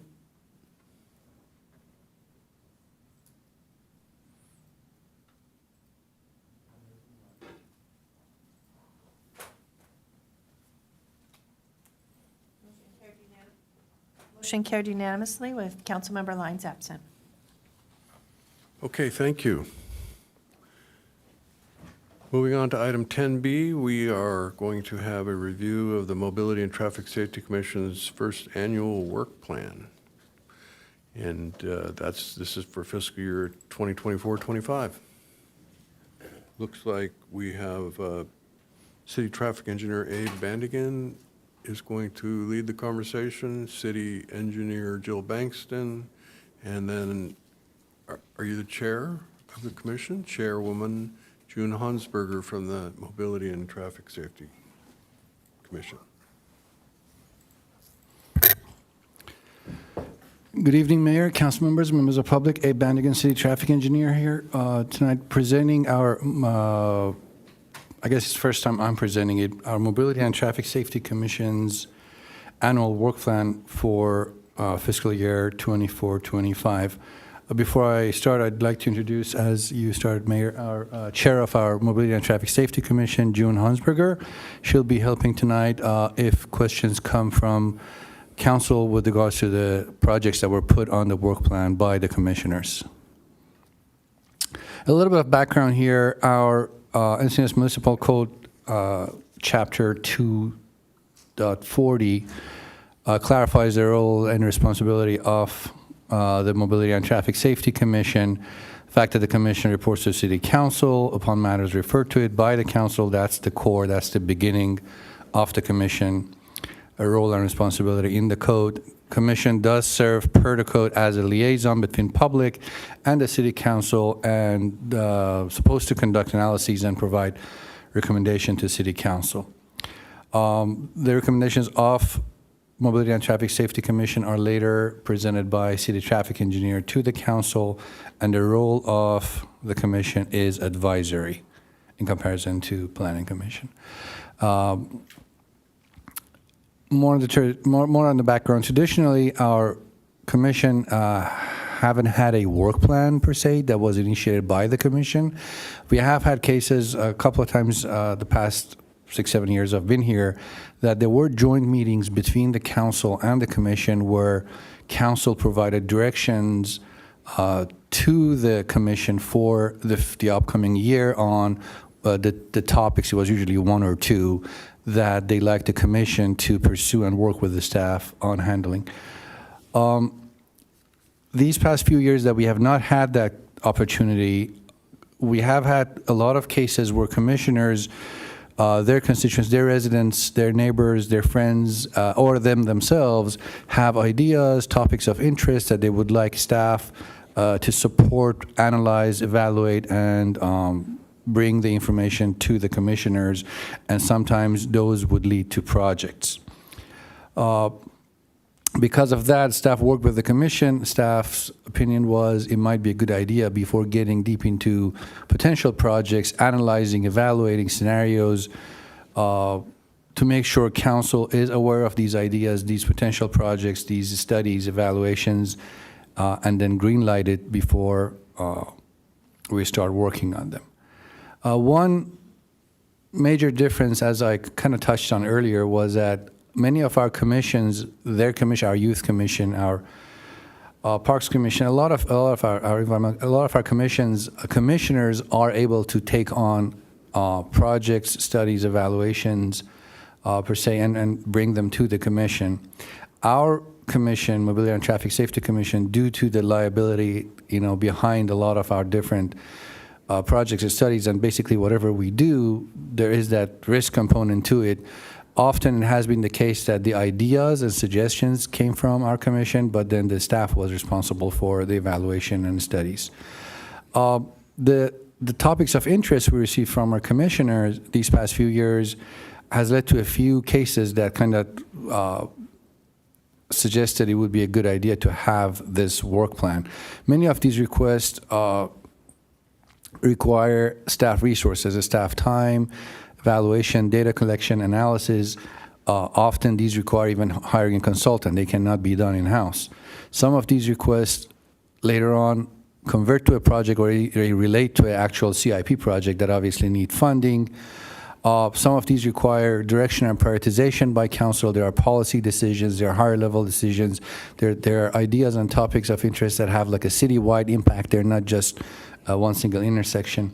And some of these obviously have existing or previous directions from council on them that might have been from years ago that now commission feels the need to revisit. Because of that, we worked with the commission during 3 or 4 of our previous meetings in June, August, and September to come up with commission's interest for a potential work plan in the future year. We started 2 months before the fiscal year, but as it kind of took 3-4 meetings, we're now into the fiscal year, but we're here now. The work plan is divided into 2 parts. One part is the part that, based on our Muni Code, will be ongoing no matter what our annual work plan is, the project, the specific work plan is. This first page are projects that will continue to bring to council no matter what our work plan is. Matters directly assigned to commission by council. Items that require city council approval per Muni Code. We have multiple items in the Muni Code that clearly states council has to approve them. A new signal, a new stop sign, the ones that need ordinance, permit parking zones, a turn prohibition on a road converting to a one-way. A lot of these cases are already in the Muni Code. Because our Muni Code says if a matter is going to council, we'll take it to commission beforehand. So these will be here. Safe routes to school projects, annual striping modifications, whenever we're changing something major in the city, this will go to planning, to traffic commission, and then later on to city council.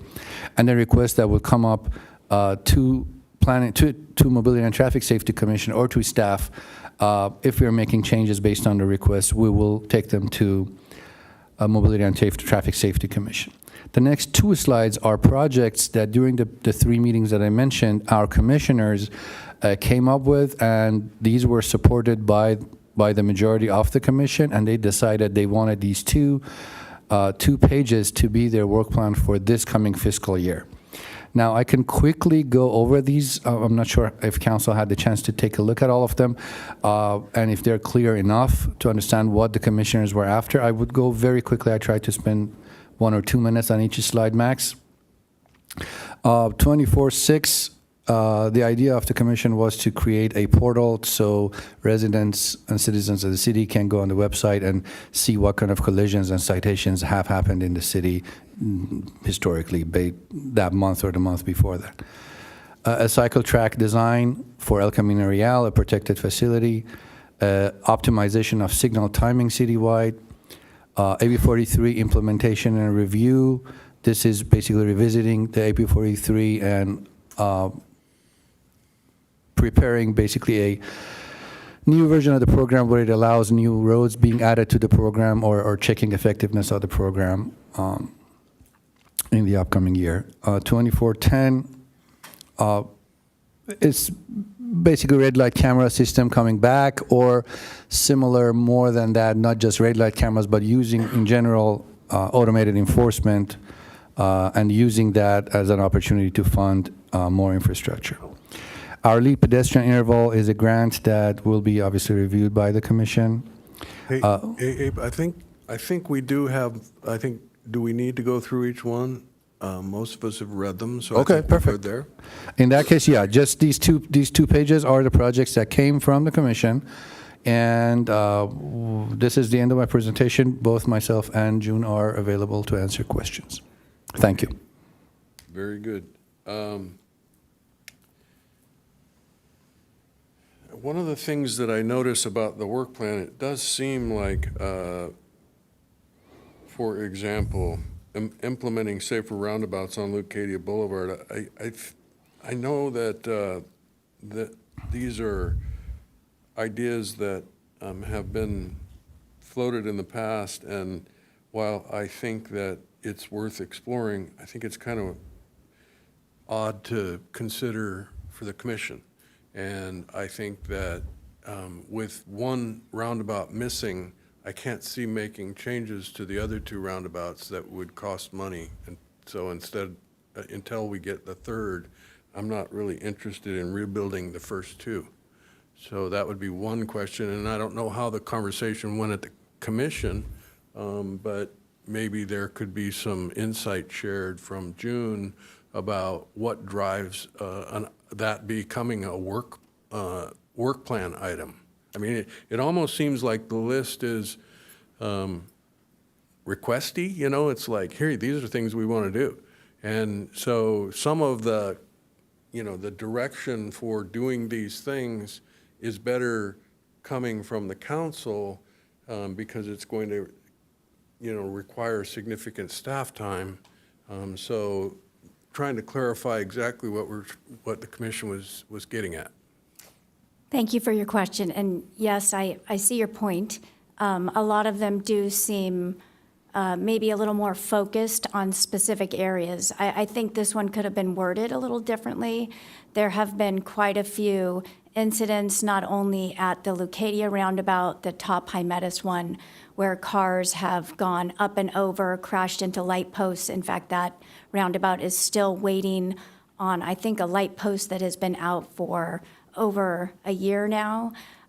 We also had an incident at the roundabout at the El Portal. So I think that the idea, and Abe can correct me if I'm wrong here, was to improve design in and out in a simple way that would slow traffic entering and exiting. And I think that Abe had looked at those entry and exit points and has an idea on how to slow cars as they're entering and exiting. I don't think it's not a huge redo, to answer your question, of the roundabouts. It's just, I think, adding some bollards to improve use of the current roundabouts that we do have. So help me to understand how the commission, if this is on your work plan,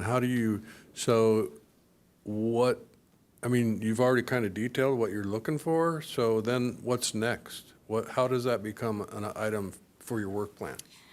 I think the understanding is that items cannot get funded unless they're on a work plan. So our direction was to come up with items that are important and that need to be funded. And if the wording is a little awkward, this is a draft work plan, so of course we appreciate any input, and how to rework it is always appreciated. There are also 6 commission members, and as we went through all of the items and voted on what to get rid of and what to keep, it was a negotiation, and as everything is. So I think maybe some items might be more pinpointed than others. Others are broader scoped.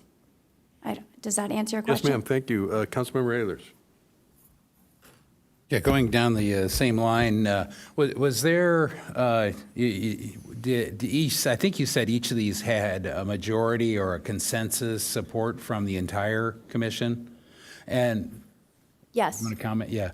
And is there any sort of priority? Are they in a priority order from, like, the top one had the most consensus and down to the bottom or anything? Is there any order to them right now? Sorry, no. They were just all items that are discussed have been on a lot of, like, what we call our follow-up log, items that are being discussed and issues that repeatedly cross the commission's, I don't want to say table, but they come up at many meetings, either from people on the commission or people in the public, or they are also items that have been being worked on by staff. Okay. So we also thought, or I guess the direction we were given was that we would present these and that they weren't all going to end up on here. That the idea was that maybe you guys would take your Sharpie and cross off what you didn't like. And so I don't know if we gave you too many or we should have weeded it down more, but we had talked about it for 3 or 4 different meetings, and we finally thought maybe we'd pass it along. Yeah. So you want us to be the bad guy? Well, just so we're clear. well, that was the direction we were given. Yeah. So if that's not the correct direction, then I apologize. Well, no, I think what I see here, with a few exceptions, I think a couple of these I think are already probably on our work plan, even though we don't have a formal one, but we're already talking about it, and we will talk about them at the budget cycle. I think what I'd like to propose is that we make a work plan item for the MTSC to prioritize the the ones that aren't already in our budget cycle discussion, to make a ranked priority decision and maybe thin it down a little, because this is obviously more than staff could analyze and bring back to us. So we want to get very selective. And I would for one would look forward to hearing, your reasoning and why you think, you, meaning the entire commission, think this item is number one and should be evaluated, and get that to us before our budget input early next year. And so the work plan item would be to complete that recommendation in time for the budget process, so we could decide, since we have to allocate money for it, we can decide which we want to fund and which we don't, and then staff can plan accordingly. So that would be my recommendation on where to go with a lot of this. I did have one particular question about 24-6 on the preparation of collision and citation portal. Without a portal, there's always the PRA approach. Do we have the ability to, with your internal data, to pull out this information upon request, hopefully limited amounts of requests? Due to the fact that these documents are sheriff's documents, the direction that was given several years ago was that we do not keep these documents, so they do not become a record. All these documents are stored at the sheriff's office. So these PRAs, we just direct them to the sheriff's office.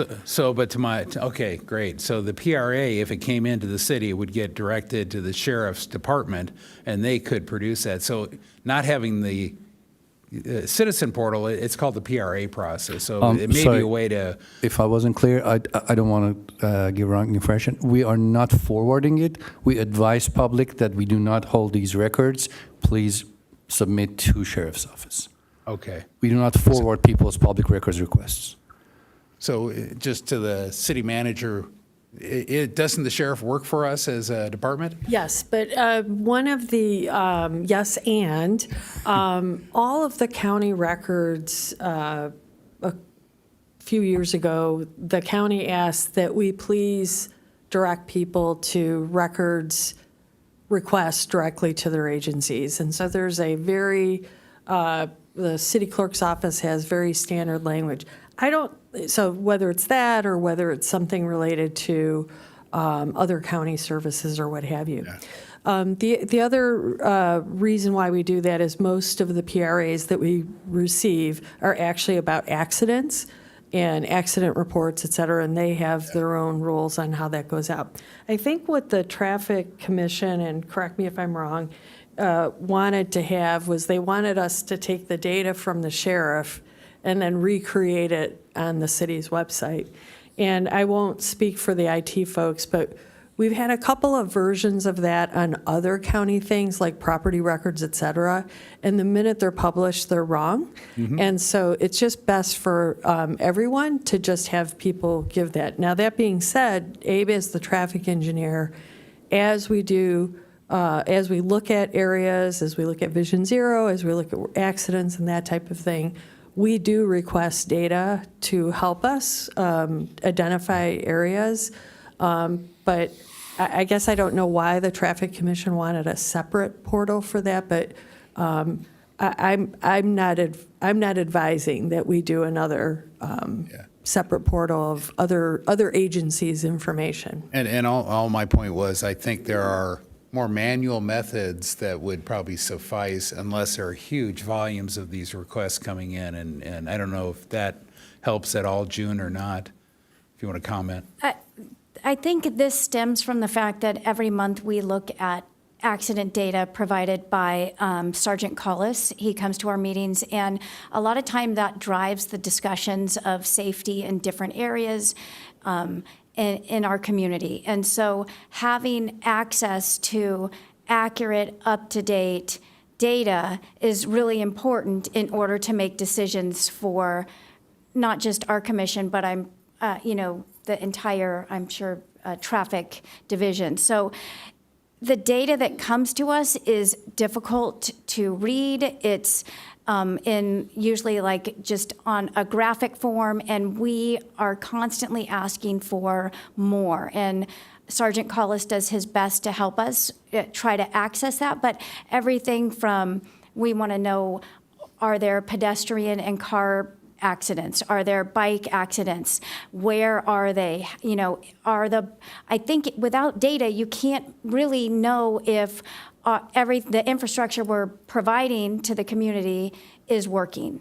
And that is where this comes from, is that the data we have continually seems to be missing key pieces of information, and we were hoping to be able to access it.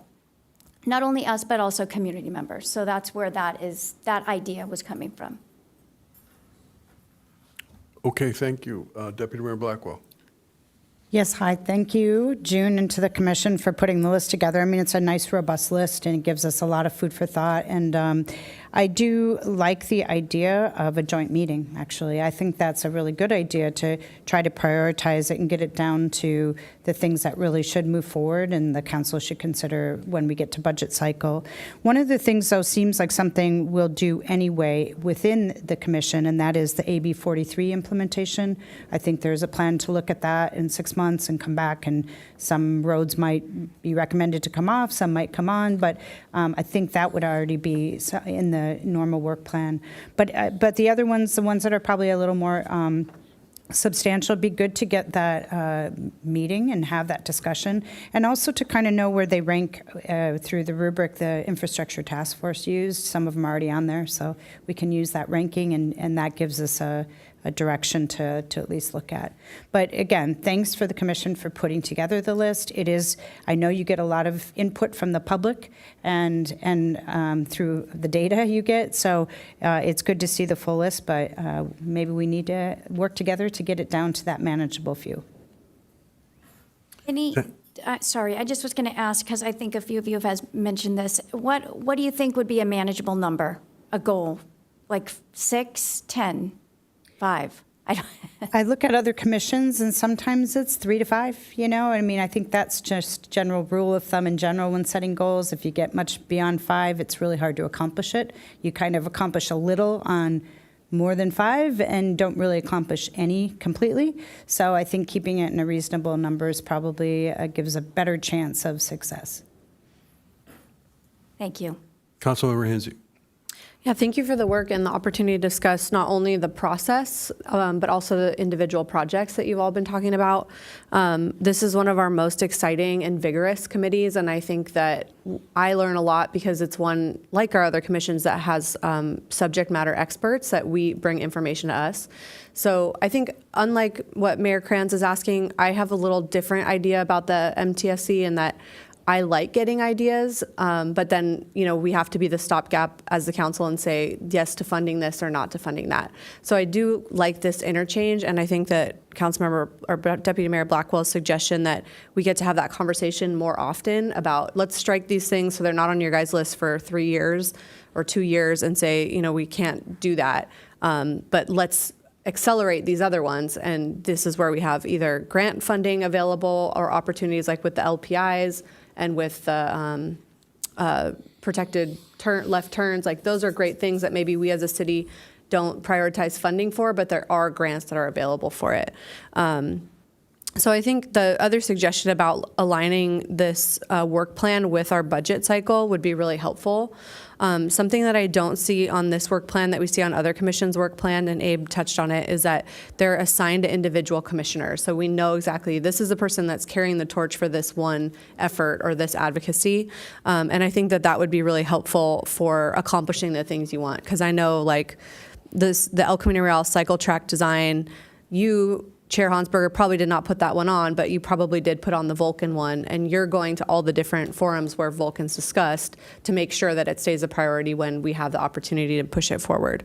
So I think assigning some responsibility for each of these would be helpful. And just taking a stab at some of the priorities. I mean, I don't even know if this is the right time, but like, I don't think that we've ever discussed as a council the AV pilot situation. So I would strike that from the list because this is the only time I've ever heard of it. And I do think there needs to be alignment with our strategic goals and our budget setting.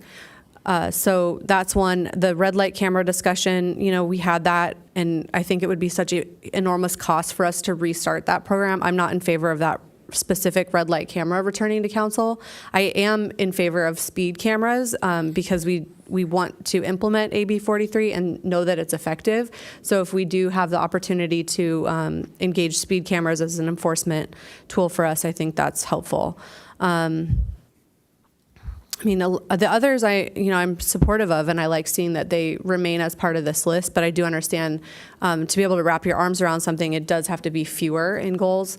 And then I wonder, we have such deep conversations at our school district liaison committee meetings, and we see the safe routes to school list that started as like 4 pages has been whittled down to 4 projects left that remain outstanding to do because there's such a focused effort by our city staff to get those done. So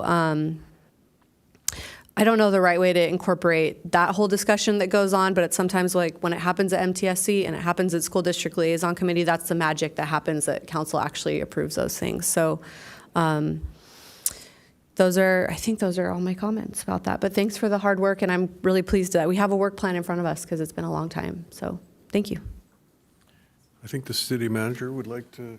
Yeah, I don't want to leave the topic of data, because everything that we do in traffic is based on data. And I'm thinking that there's probably without making people have to go through a public records request, perhaps there's a way that we can ask the sheriff's department to pull together the data on a monthly basis that's a little easier for everybody to understand and to see.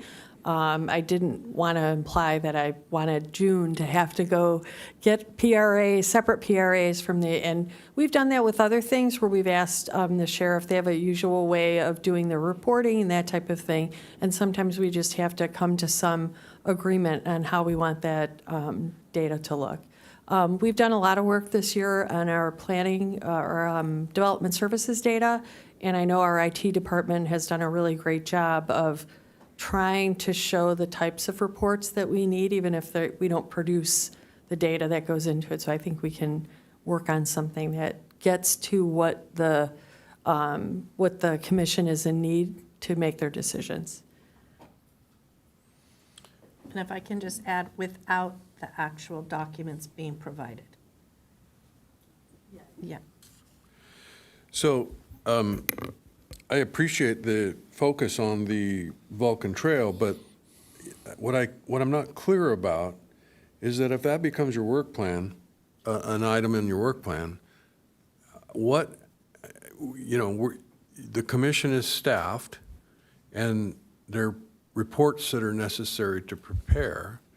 And we all know that we just had a presentation where there was a number identified, $1.5 million or something like that, to make improvements to the trail to the west side of Vulcan, east side of the railroad corridor, from Encinitas Boulevard to La Costa Avenue. So we got that report.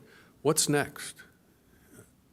How does if 2412 stays on there, and we already know that a lower cost option of that being improved so that it becomes a usable trail for bikes and pedestrians, what's next to work on by the commission? I think the idea was if it's not on here, then it won't get funded. So if it's not on the work plan, then money won't be funded to actually complete that trail. Am I misunderstanding, or maybe I'm... I can help clarify. So the idea came at the commission that while we have created not really a CIP project, the realigning of the parking lot has created a relatively walkable path behind the parked cars. Now, we all know that there are several obstacles along the corridor that would create it a smooth path. There's an area that's we have a parking lane. Yep. I mean, you're more familiar with me. The idea from the commission was, Abe, can you come up with designs for these different bottlenecks or different hiccups that would make it a smooth path? My response was, well, I can go evaluate each piece of this 500 feet here, 1,000 feet here, and come up with different ideas. Level this out, add DG here, add some concrete here. But this would later on become a project that would cost the city not 1.5 million, but $180,000.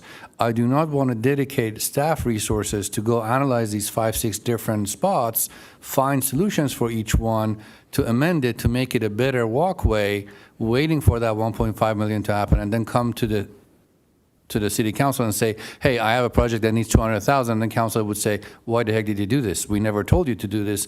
This is something that has a 200,000 price tag on it, and this is not a priority. That's the idea of these items here. These are topics of interest of our commissioners that would lead to somewhat of a bigger CIP project. My expression there that it wouldn't be funded was not like the 1.5 not being funded. Many of these, like pretty much all of them, would lead to not just the staff resources for evaluation and design, but later on a 50,000, like the roundabout that was just touched on, even those bollards, our cost estimate right now is about $35,000 just to add those bollards around them. There are ideas about realigning those islands a little bit to make it a tighter entrance. Now it's doable, but redoing those curbs, that's another 50,000. So my suggestion to commission was that if you put these in a work plan and it's green lighted by council, then that would mean if we spend staff resources on them, come with a cost estimate, it has the potential at the budget season to be considered, if that makes sense.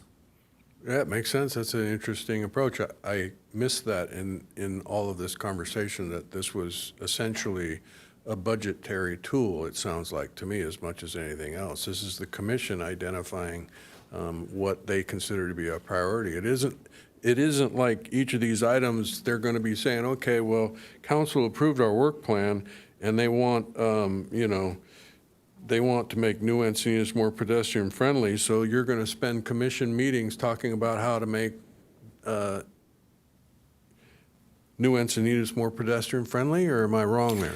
Yeah, no, this can be finding opportunities for added curb ramp, added crosswalks, if they don't exist, added speed tables, this could be evaluation of the corridor, of finding opportunities, but a simple speed table, if fire department approves, it's a $30,000, I do not want to come up with a plan spending 300 hours of staff time that has a price tag of 300,000, 400,000, and then council would say, well, we never told you to do this. Who told you to evaluate New Encinitas for being more pedestrian friendly? It's a great idea, but who told you that?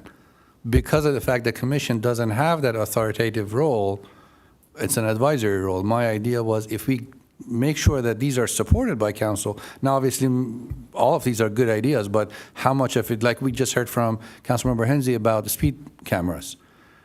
Staff can analyze. We can find out 9 cities in the state started already. We can find out how we can get on that short list of cities.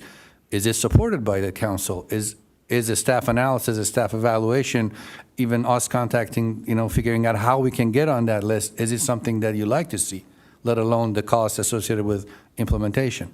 Well, so it's my understanding that those cities that are on that, in the pilot program, the pilot is going to end for those cities at some point, and then there will need to be legislation that, either adds wider areas or maybe the whole state. But that test, the pilot, the ones that were approved previously, would need to be, that pilot needs to finish before any other jurisdiction could do that. But, so, this is interesting, and I think that for me, 2419, the autonomous vehicle testing pilot in Encinitas, at this point, I don't see any. I think that's not a direction that I would be interested in going. And one speaker. what's that? One speaker. Oh, one speaker. Glenn Johnson.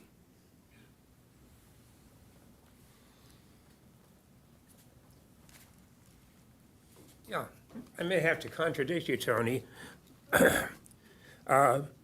My view, the work plan that we've put together is a draft, obviously. We put a lot of thought into it, and we're coming to council to get some direction on this. The one item that I really like, it was a suggestion to investigate a service like Waymo. Or, we already have Uber and Lyft in town. This spring I was in San Francisco. And my daughter took me out to Sam's Bar and Grill, which is an old restaurant. She let us out of the car in front of the restaurant, and she went about 3 blocks to find a parking place. As we were there, all the parking was used up. And on the streets, I saw cars with strange contraptions on the top of them, and no driver. And this was just a normal thing in San Francisco. Driverless cars are the way to get to places when there's no parking.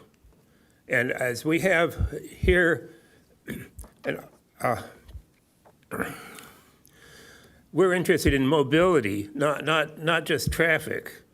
So that item is a thought that we should investigate what options are available now and see if we can get grants or something or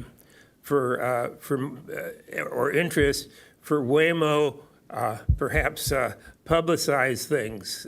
Some of the mobility things, if we publish bus schedules and options for travel, a lot of people will use those, and this will reduce the need for parking. I should say that if I were, many people have too many cars, and they don't need them, but they need them to get around town. And if there's a service like this in town, that it will reduce the demand for parking, which is always, that was a previous agenda item here. So that's my thought on this. And, maybe the commission and the council have to work together to decide what our real plan is for the commission. Thank you. I appreciate that, Mr. Johnson, and I want to make clear that I'm a believer in technology. I think I would be willing to get into a car that was driverless, that was autonomous. I'm not 100% certain yet, though, but I think I would. My understanding of that particular technology is that there are some significant liability issues that are still, haven't been addressed. The state hasn't taken steps to allow wide use of autonomous vehicles. So I think that the question is, I appreciate the Mobility and Traffic Safety Commission wants to be, and we happen to have a commissioner who is, an expert in that space. So it makes sense that it might be something that gets considered. But in the end, the question is whether implementation is a near-term possibility or a long-term possibility. And so that would be part of this. And ultimately, each one of these items, the question is, what are the resources that are going to be necessary for the commission to address each one of these things? And are we, through this work plan, essentially delegating the responsibilities that the council should have in order, to resource the exploration of these issues? Councilmember Ehlers. So to me, most of this is prior to the budget. It's all about how we allocate staff time, which to me is budget, right? And whether we have enough staff time and enough budget to cover it. So I don't see that we in any way, shape, or form have delegated our budget authority from up here. And so I view this should be a request to work with the Mobility Traffic Safety Commission to rank, like I said earlier, rank your desires, and then as we go into the budget cycle, we work with staff and estimate how much budget is required for each one, and as we go through the budget trade-off, which we're the authority up there, and we have to make the trade-offs not only for this commission, but every other one, that we would come out of that with a work plan. And so what I would like to see is that the work plan process is coordinated with the budget process, and that staff doesn't have to go spend significant amounts of staff time or capital or expense prior to getting it in the budget, and then the work plan grows out of that. So to me, this is a list of requests, and so my direction that I would give to staff, if there are other people up here, is not to staff, to commission, is we could have a joint meeting. But I want to distill this down into things that you are recommending we put in the budget, and then when we go through our budget cycle this next year, it's right there with all the other choices we have to make, and there will be a lot of them. And we don't know the outcome of the 1% tax, too. That can make a big difference, so one way or the other. So that's my recommendation. I don't know if we need a motion, or what are we doing? Probably. I think that that's probably the fair way to whittle the list, is to have the opportunity to, have the joint meeting. I mean, looking at the list, there are definitely things on there that my hope is that Abe is working on it, because I think it's been an issue that has come up from the dais here, and I think we've given direction on some of these things. But so, for example, this issue of policy on bike parking at commercial businesses, and also improve response of signals to bikes. I cannot tell you how frustrating it is to sit through cycles of lights waiting to make a left turn. So, whatever it is, waiting, looking to see if a car is going to come behind me so that it can be triggered. It's just really been frustrating as a cyclist now. So, that's one I'm hopeful that we're working on. But So, Mayor, excuse me that I'm interrupting. This is exactly the point. Something like that would call. Now we have the LPI that kind of helps with the funding, but something like that without a clear direction from council or at the budget season, that's a 50 to 100K cost to the city. With Jill's direction, we do not, our discretionary fund is not big enough to, when we hear these problems, they make sense, but we do not have the luxury of being able to handle and cover any problem that's legit in the city because of the shortage of funding.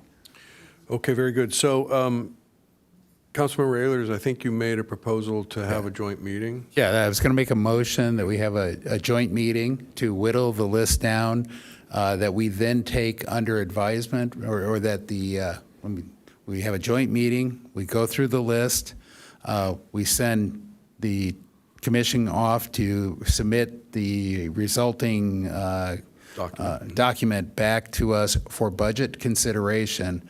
But in the meantime, the staff is not to spend a significant amount of time on these, or money, I should say. But the idea that we'll incorporate it into our budget cycle, and then at that point, we can decide after the budget what goes into the work plan. Well, I would second that. And then if I could add one more thing, that we sync the work plan process, since this is the first one, to the budget cycle on an ongoing basis. Okay, and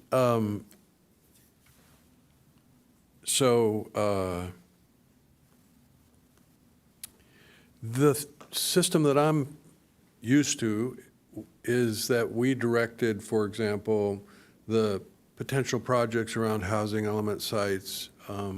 Those, you worked on that, we resourced it. It went to the Traffic Commission for their input and support, I guess, would be one way of putting it. So that's a little bit more what I'm used to working. And when I look at this work plan, it seems a little bit like it's been flipped. And so that doesn't mean that all of these ideas, well, with the exception of the challenge related to technology enforcement and Waymo, which both are technological issues, I just think that we need to really consider how that would work with our responsibilities as well. So, seeing no other requests to speak, we can have a vote.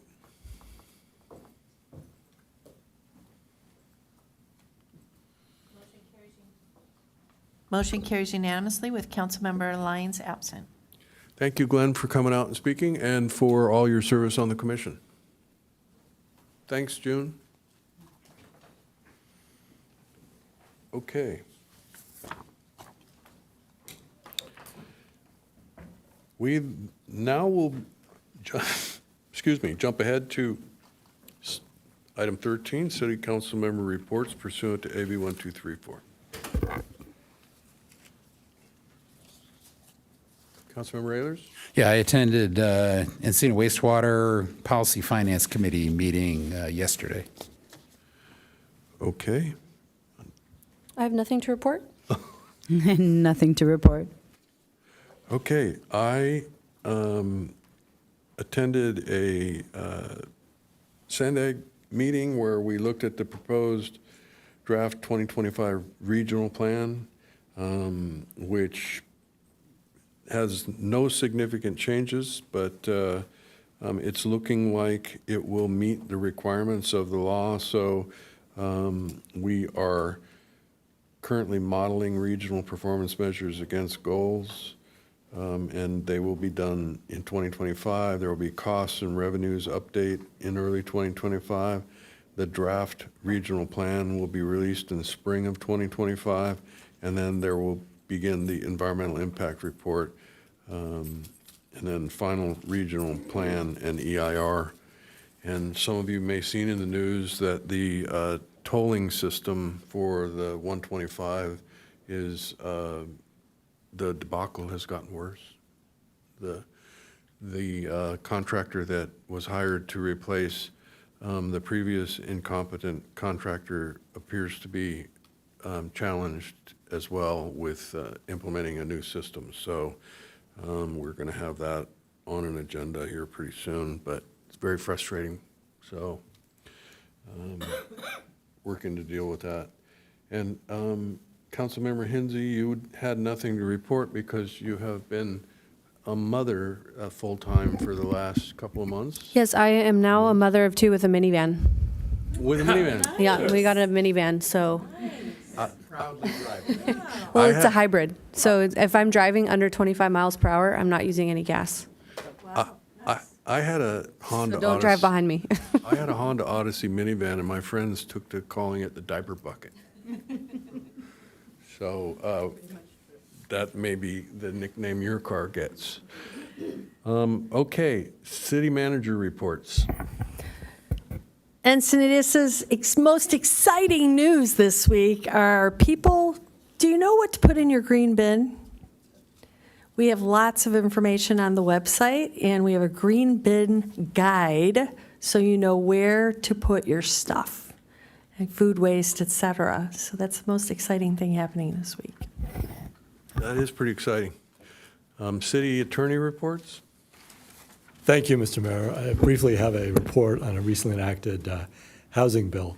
AB 2729 was enacted just at the end of last month, and will go into effect as of the first of the year. And what AB 2729 does is it, in essence, retroactively extends housing applications of most housing applications for an additional 18 months. So it applies to any housing project as defined, or housing entitlement as defined, that was approved prior to the first of this year, and that is in effect after the first of this year at any time. And it would retroactively, it would extend those housing entitlements for 18 months.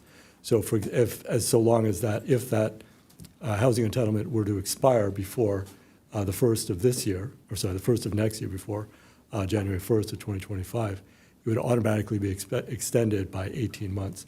This is similar to legislation that was adopted during the pandemic to do retroactive extensions or extensions of statute of limitations and certain permits. Okay, are there any projects in Encinitas that it might apply to? There may be some. I'm conferring with Carrie on that. Okay, very good. City clerk reports. Yes, just a brief one. Ballots they're starting to be mailed, so many people have probably already received their ballots from San Diego County Registrar of Voters. You do have 3 voting options. You can mail it, put it in the U.S. Postal. You can drop it in drop boxes that are going to be around the county, or you can also visit the Registrar of Voters, and you can also vote in person starting Monday, October 7th, which was just passed. Early voting is available at the registrar's office. Starting Saturday, October 26th, select vote centers and the registrar's office will be open daily. Starting Saturday, November 2nd, over 200 vote centers and the registrar's office will be open daily for in-person voting. And then on the final day of voting, all vote centers, ballot drop boxes, the registrar's office will be open from 7 a.m. to 8 p.m. For additional questions or to check on your voter registration, go to sdvote.com. Okay. That does it. We're adjourned.